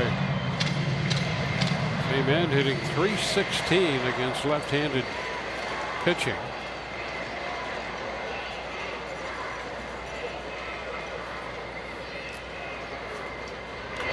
And shoots it up the right side.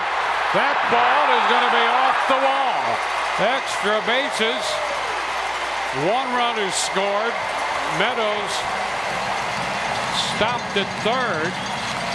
He wasn't sure if Rengifo had a chance to catch it or not. So Rosarena scores. Meadows is at third on the double by Choi. Yeah, here's a slider right here. Choi able to get the hands through it, drive it to the right side. I thought it had a chance off the bat. So did G-Man Choi. Oh, there you see Meadows tagging up. And that's the reason he was not able to advance home. Conservative move right there from the Rays. But boy, it was very close to getting out. This ball was almost a round tripper. You see it just missing by about a foot. So an RBI on the double. The Rays now lead 9-3 with men at second and third.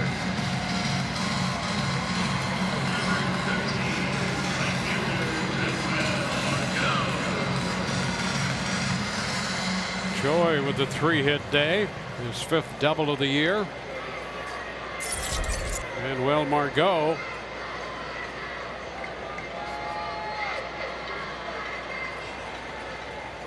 we'll put 3 defenders on the left side for Margot against Quijada.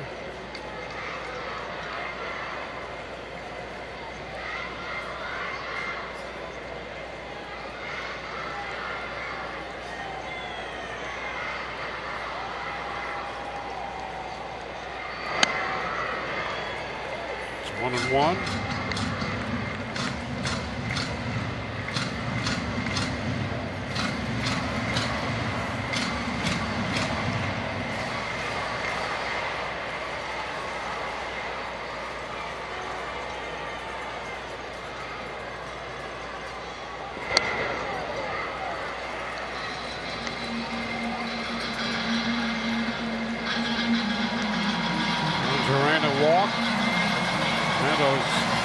Doubled, sending Rosarena to third, then the double by Choi.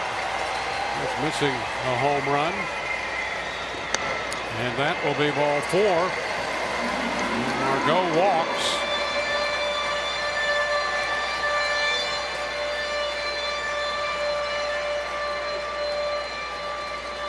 Walk, double, double, walk. Here's a word from the Florida Lottery. Catch a wave of excitement with the new Guy Harvey $500,000 Florida Cash Scratch-Offs, featuring tons of cash and one-of-a-kind promotional prizes. It's your ticket. Claim it.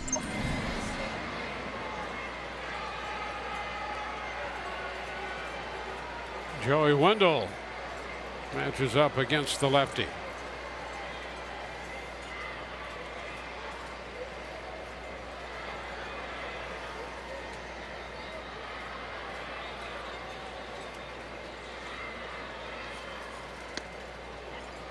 Pitch is a strike. Well, Quijada, just the off-speed pitches are looking very flat right now. Almost as if you can go up there as a hitter and just, look for the fastball, react off-speed. Because if he makes a mistake like that last slider right here, it could be really dangerous for the Angels.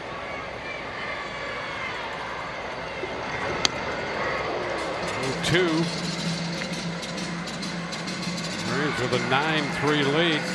That double for Choi, his third hit of the day, his second 3-hit game of the year.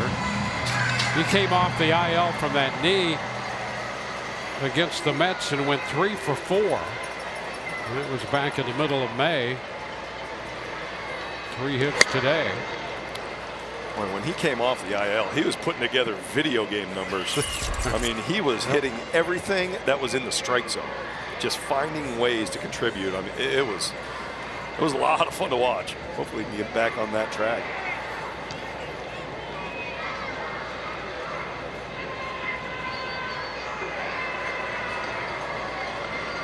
One-two pitch. Wendell fouls it.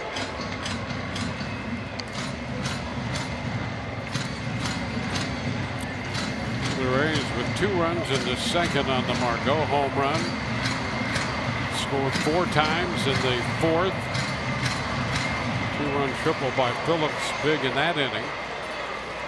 Added a run in the 5th, another run in the 6th on the Zunino homer. Have a run home in the 7th. This is loaded with no outs.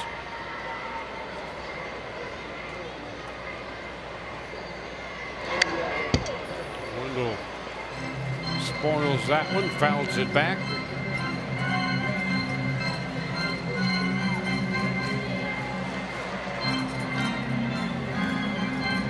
There they are. The bases are loaded. Meadows third, Choi second, Margot first. Wendell down a ball, 2 strikes. He fouls it again. Boy, this is quite a battle.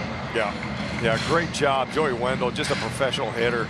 Going out there, fell behind early, but still seeing a lot of pitches, just continuing to fight and battle.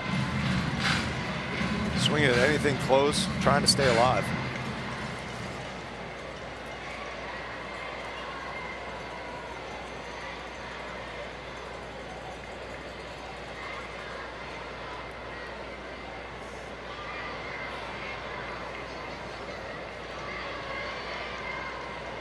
And a cut and miss. Fastball up and in a bit. Out number 1 on the strikeout. Well, Quijada was able to expand the zone enough to get it over the bat of Joey Wendell. 92-mile-an-hour fastball, 4-seamer right on the hands. Good shot of it. Looked like he did just get a piece, but fouled it off into the glove of Stassi. Brett Phillips.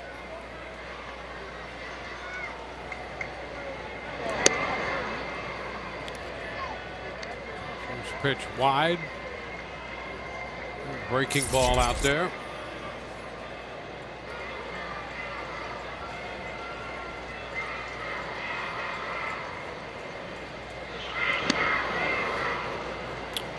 One and the miss.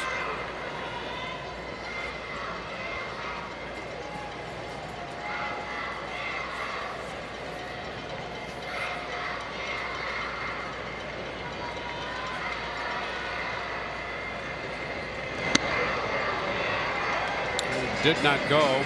Will Miller confirms that down at third.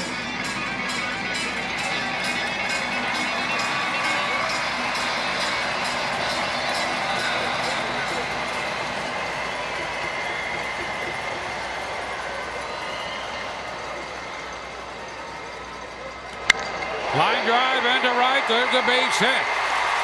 Meadows will score. The bases will remain loaded. Now the ball loose. That's going to bound down near the dugout, allowing Choi to score and the other 2 runners to advance. Margot goes to third and Phillips winds up at second. So Phillips lines a base hit into right to drive in a run. And on that throw back in, the error allows another run to cross the plate. and 2 more runners to move up. Well, let's start here with the hit. Brett Phillips doing a good job crushing that 4-seam fastball in pole side, and then the throw, Stassi not able to handle it. This is a lot of what we saw when the Rays played in Anaheim, and it was just sloppy defense all around from LA, and we're starting to see it again here, and boy, Rays are taking it to them right now in the 7th. Call to the bullpen brought to you by the Florida Lottery. Lead as they continue to bat in the bottom of the 7th inning. Catch the new Guy Harvey $500,000 Florida Cat scratch off. Plus, enter the Trucks, Bucks, and Trips promotion for once in a lifetime prizes. The Florida Lottery is your ticket. Claim it. Must be 18 or older to play. Play responsibly.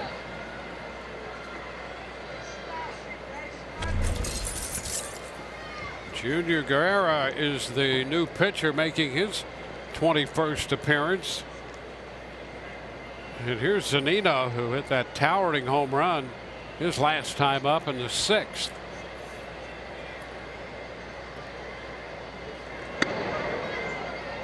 Pitch is inside. 1 ball, no strikes. 1 out in the inning.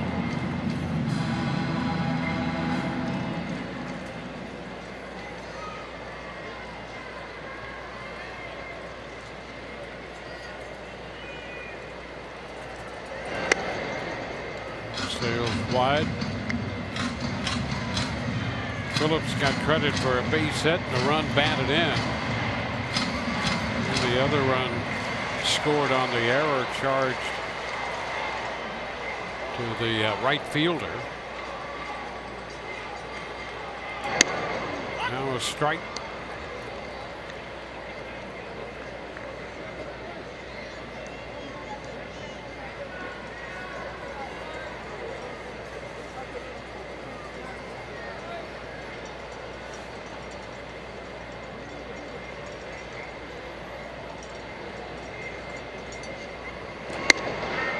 Zunino. This is that one.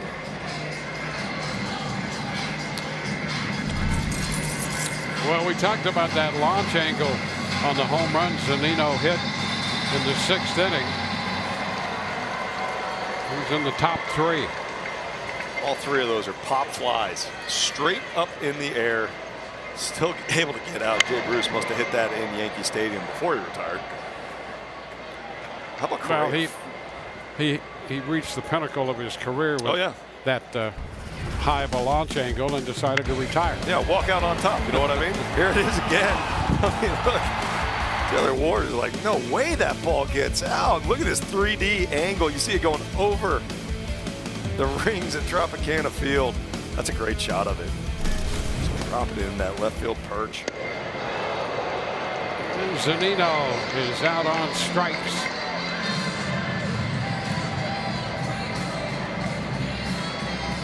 Two outs in the inning, and the Rays will send their 8th batter to the plate in this frame.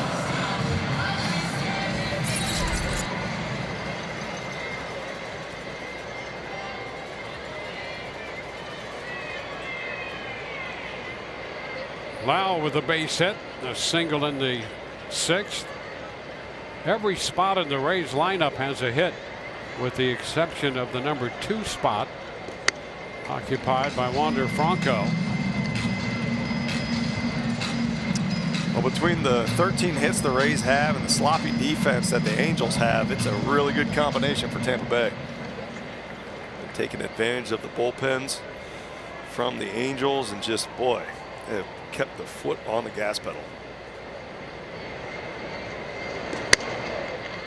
2-0, and you're absolutely right about the defensive concerns the Angels have. It's still hard to believe. You look at the scoreboard and they have only 1 error today. So I was looking at it. I was making sure, checking my numbers on 13 hits for us, but my goodness, 1 error.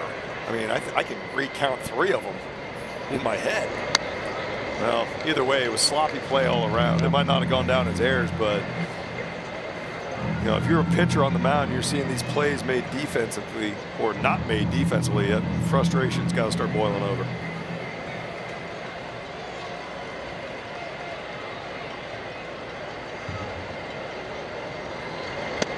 Bauer will take that for a strike. 3-1.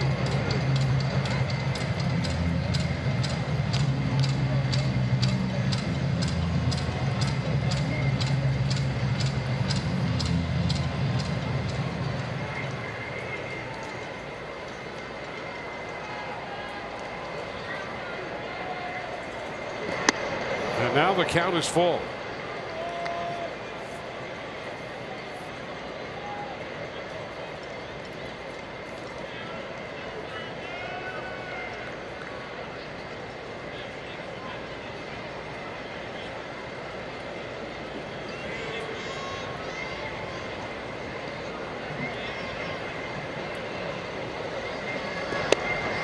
And he checked.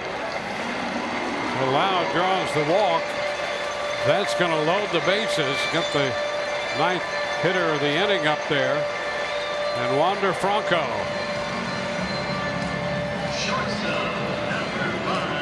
He is lined to right, been called out on strikes, hit a couple fly balls in his third and fourth at bats. One to right, one to left. And he's going to bat with the bases loaded. 3 runs have scored in the inning. The Rays building an 11-3 lead. Wander Franco now trying to join the hit parade. Into the dirt, and it's blocked by Stassi. Well, it's a great time for Franco to really break out. You're going to see the block by Stassi. It's a spike curveball down in front of the plate. Good job getting the body in front of it. Go back to Franco. 0 for 4 on the day, but he has been hitting the ball extremely hard. I'm just waiting for one of those to fall in. Hopefully it's this situation right here. And he takes ball 2. Well, you get the idea that he's confident enough in his ability that he's not going to be overwrought with this little stretch here.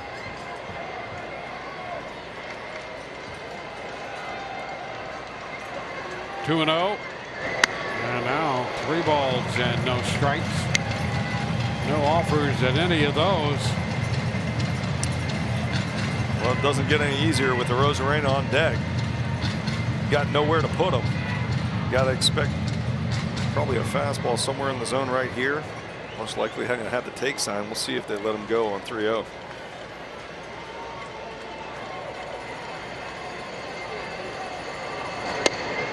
It's going to be a strike catching the inside edge.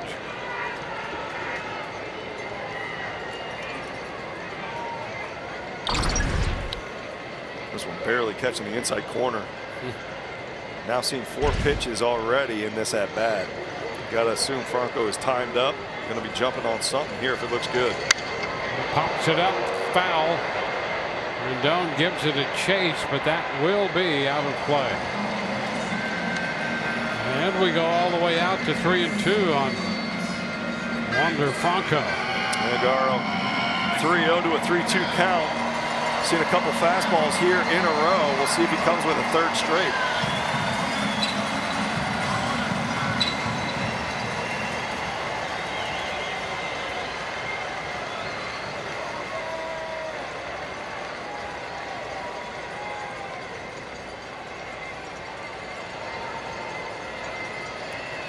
Here's the 3-2.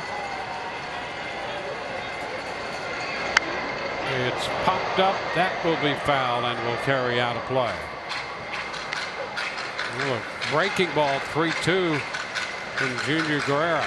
Yeah, didn't want to come with that third straight fastball. Wanted to mix it up just a little bit. Able to execute it for a strike in the zone. Franco able to fight it off. See another pitch here.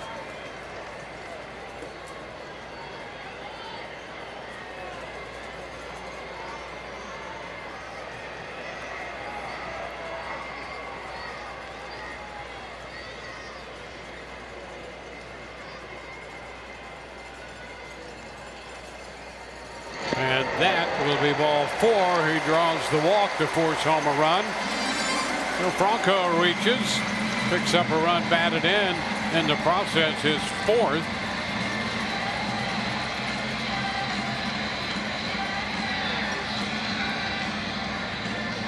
And another trip to the mound after the bases loaded walk. Rosarena, who started this inning with a walk, will be up here. MLB Ballpark app completes your next visit to Tropicana Field. Buy and manage game tickets, redeem offers, access exclusive content, and much more. Download the MLB Ballpark app today.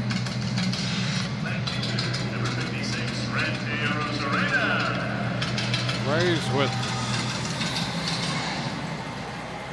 a 12-3 lead.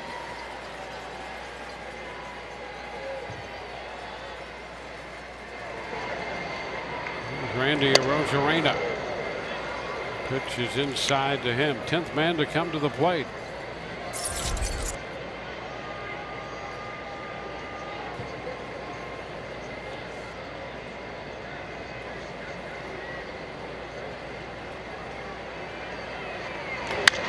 That's a fair ball, backhanded back of the bag.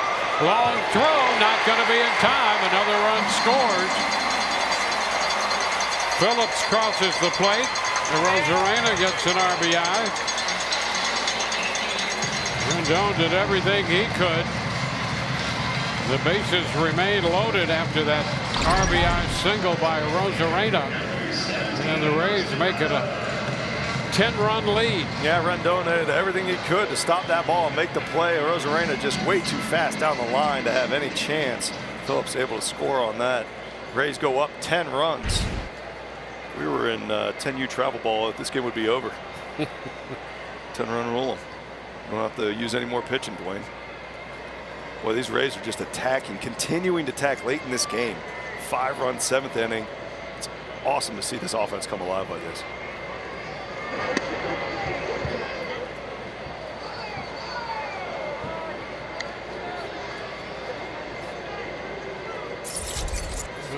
Meadows up there with a 1-strike count. Let's take a look at that. Yeah, pretty sure this is a cross-up. Scary for a catcher. All right. Started ripping fastballs down the middle, mid-90s, and they're expecting something in the dirt.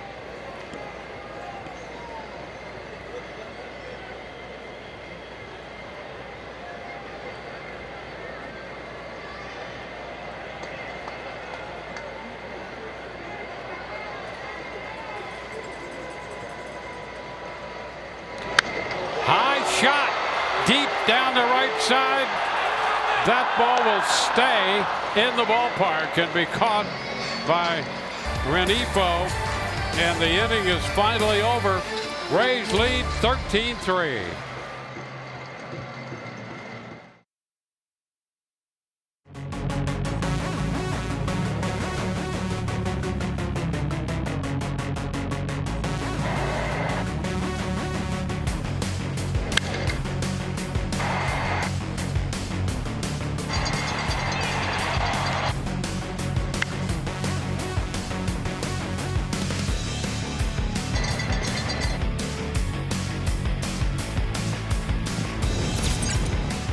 Well, the new teeth now, game summary, and what a summary it is. A 13-3 lead for the Rays as they explode against this Angels bullpen. There's Kean Wong pinch hitting, and the first pitch from Lewis Head is popped up, handled by Franco at shortstop. So that pinch hit appearance didn't last long. One pitch, one away. Well, make it quick work. Right there of his first batter, seeing Lewis Head back up in the big leagues. See what he's done so far with Tampa Bay, the 6 games, the 3 ERA. 4 walks to 4 strikeouts, holding opponents under the 200 average.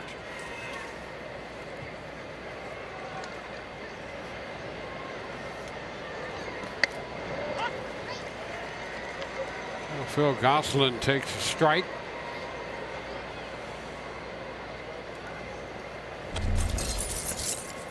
Josh Fleming with a calf strain goes on the IL, and Lewis Head returns from AAA.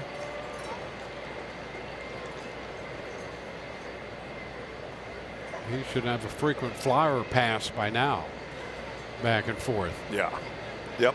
100%. You got Ground ball through the open right side. Gosselin has a hit.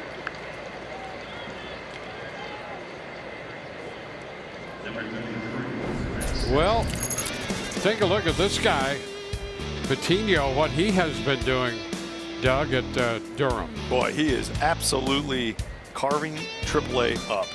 See the last 3 starts, 3-0, 15 innings. 0 runs, just throwing up blanks, and how about the 23 walks? I'm sorry, 23 strikeouts to 4 walks. That's something he showed when he's here. The flashing, just great stuff and ability to throw strikes with it. There's a double play ball, and the Rays turn it. 6-4-3 on the first pitch to Stassi. We go to the bottom of the 8th, 13-3 Rays. Presented by Advent Health. Richard Orestes anchoring the coverage. We'll hear from Kevin Cash at the manager's press conference. Trisha Whitaker along with interviews from the clubhouse. There will be a lot to digest on the post game. 13 runs, 14 hits for the Rays. They lead 13-3. Season highs for the Rays. 14 runs. They've done that twice, and 18 hits is the season high. Getting close. Right on the verge. And it will be Ji-Man Choi to open the bottom of the 8th inning. Rays sent 11 men to the plate in the 7th, scored 5 times. Junior Gura still out there on the hill as he faces Ji-Man Choi.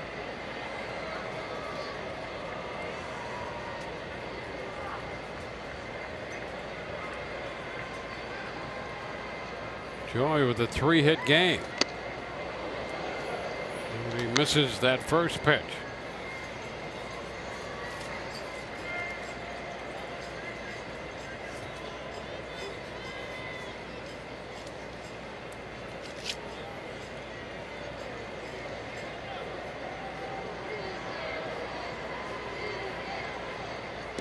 Choi has never had a 4-hit game in his career.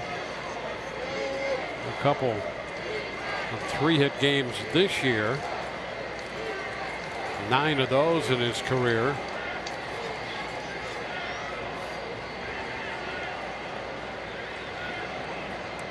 And fouls it. So he's still alive down in the count. Still fighting 0-2. You know, G-Man does such a good job of extending at bats, even when he gets down. He finds a way to have a long at bat and make that pitcher work to get him out.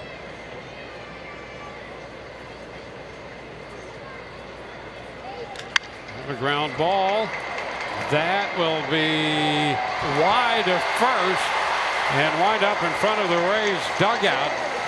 Well, with that shift on, that made that something of a difficult play, but a good throw would have gotten him. Well, yeah, the range was there, but he yanks this thing so bad.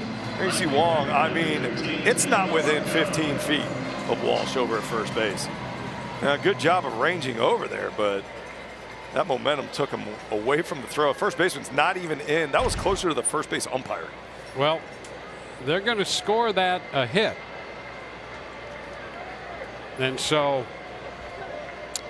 Ji-Man Choi has his first 4-hit game in his career. Margot takes the pitch down. Well, on the 0-2 count, able to get his 4th hit. There it is. Yep. Ji-Man Choi. That a baby. You see he's excited about it.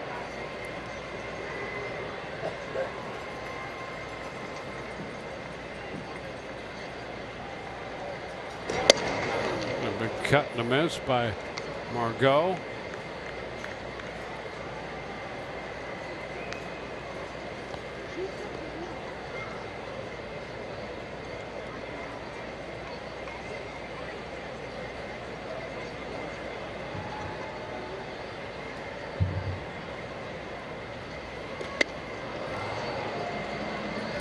Behind in the count now. 1-2.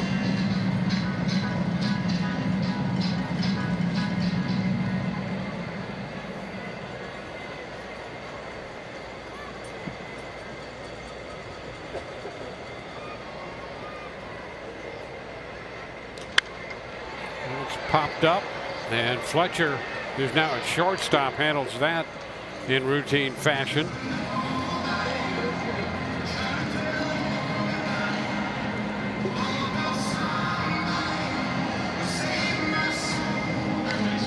Joins at first with one away.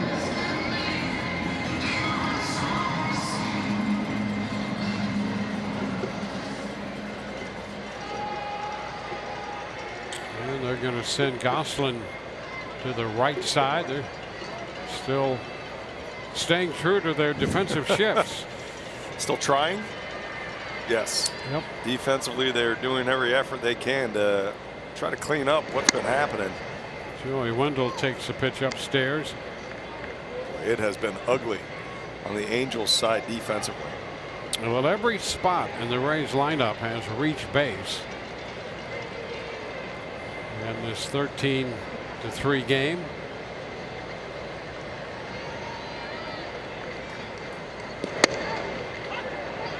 Wendell singled in a run and scored in the 4-run fourth. Rays scored 2 in the second. They scored 4 in the fourth, single runs in the fifth and sixth, and 5 runs in the seventh.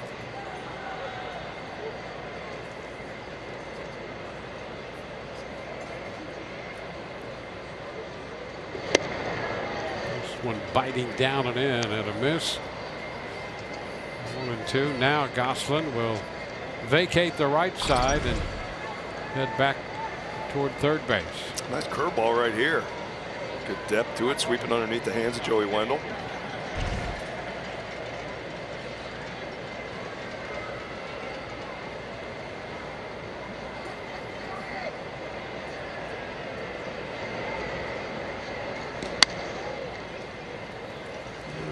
Now 2-2.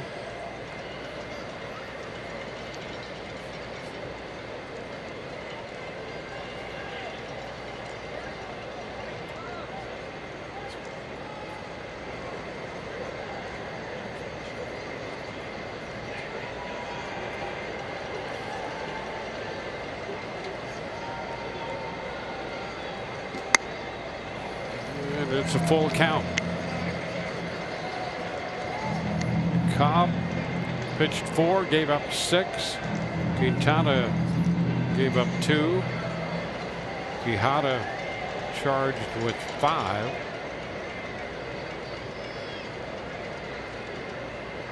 And Wendell, a 3-2 count against Guerra. Ground ball second. Long takes it to Fletcher and back to first to Walsh for the 4-6-3 double play. And we head into the ninth in a 13-3 Rays lead. Our Chevy plays of the game. 2 big flies right here. It started in the first inning by Manny Margot, his 8th of the season. That's a 2-run blast. And then behind him in the 6th inning, Mike Zunino hit the flop shot over every ring of Tropicana Field for his 16th home run. A little trot around the bases there. You see the score 13-3 in the Rays' favor.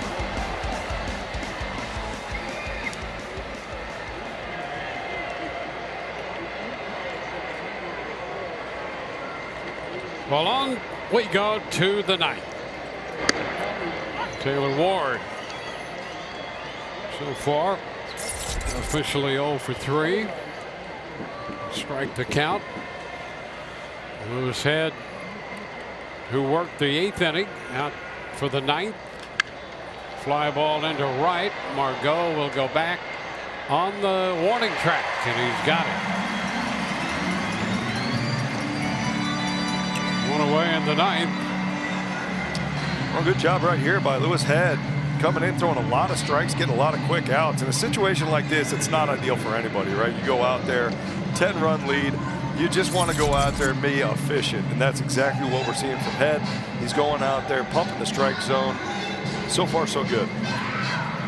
And Jared Walsh, who had just entered the game defensively over at first with that infield shuffle, will step in, hitting out of the 7th spot.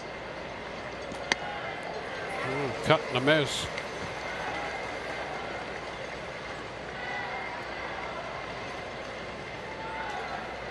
McClanahan worked 6. He is the pitcher of record. Alex Cobb worked 4. He's the pitcher of record for for the Angels.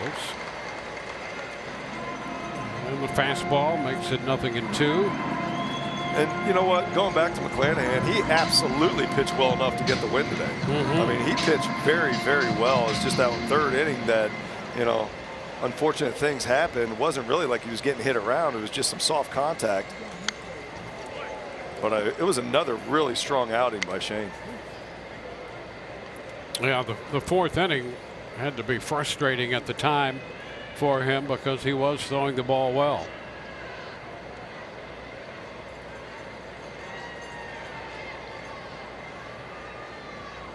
So a lot going on today. The 7th time this year the Rays have scored 10+ runs. And that will be strike 3 call to Walsh.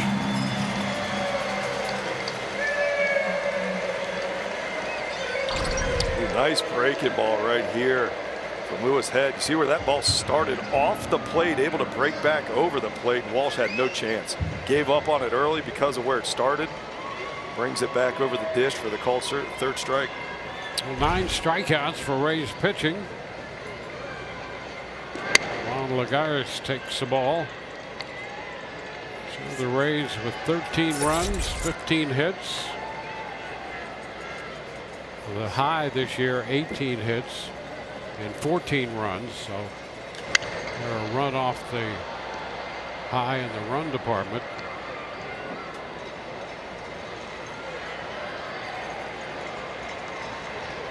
Well, a smile on the face of McClanahan, and why not? Absolutely in line for his 3rd win of the year. Been pitching very well lately. Coming off a really strong start in Seattle. Well, it's a 2-2 count.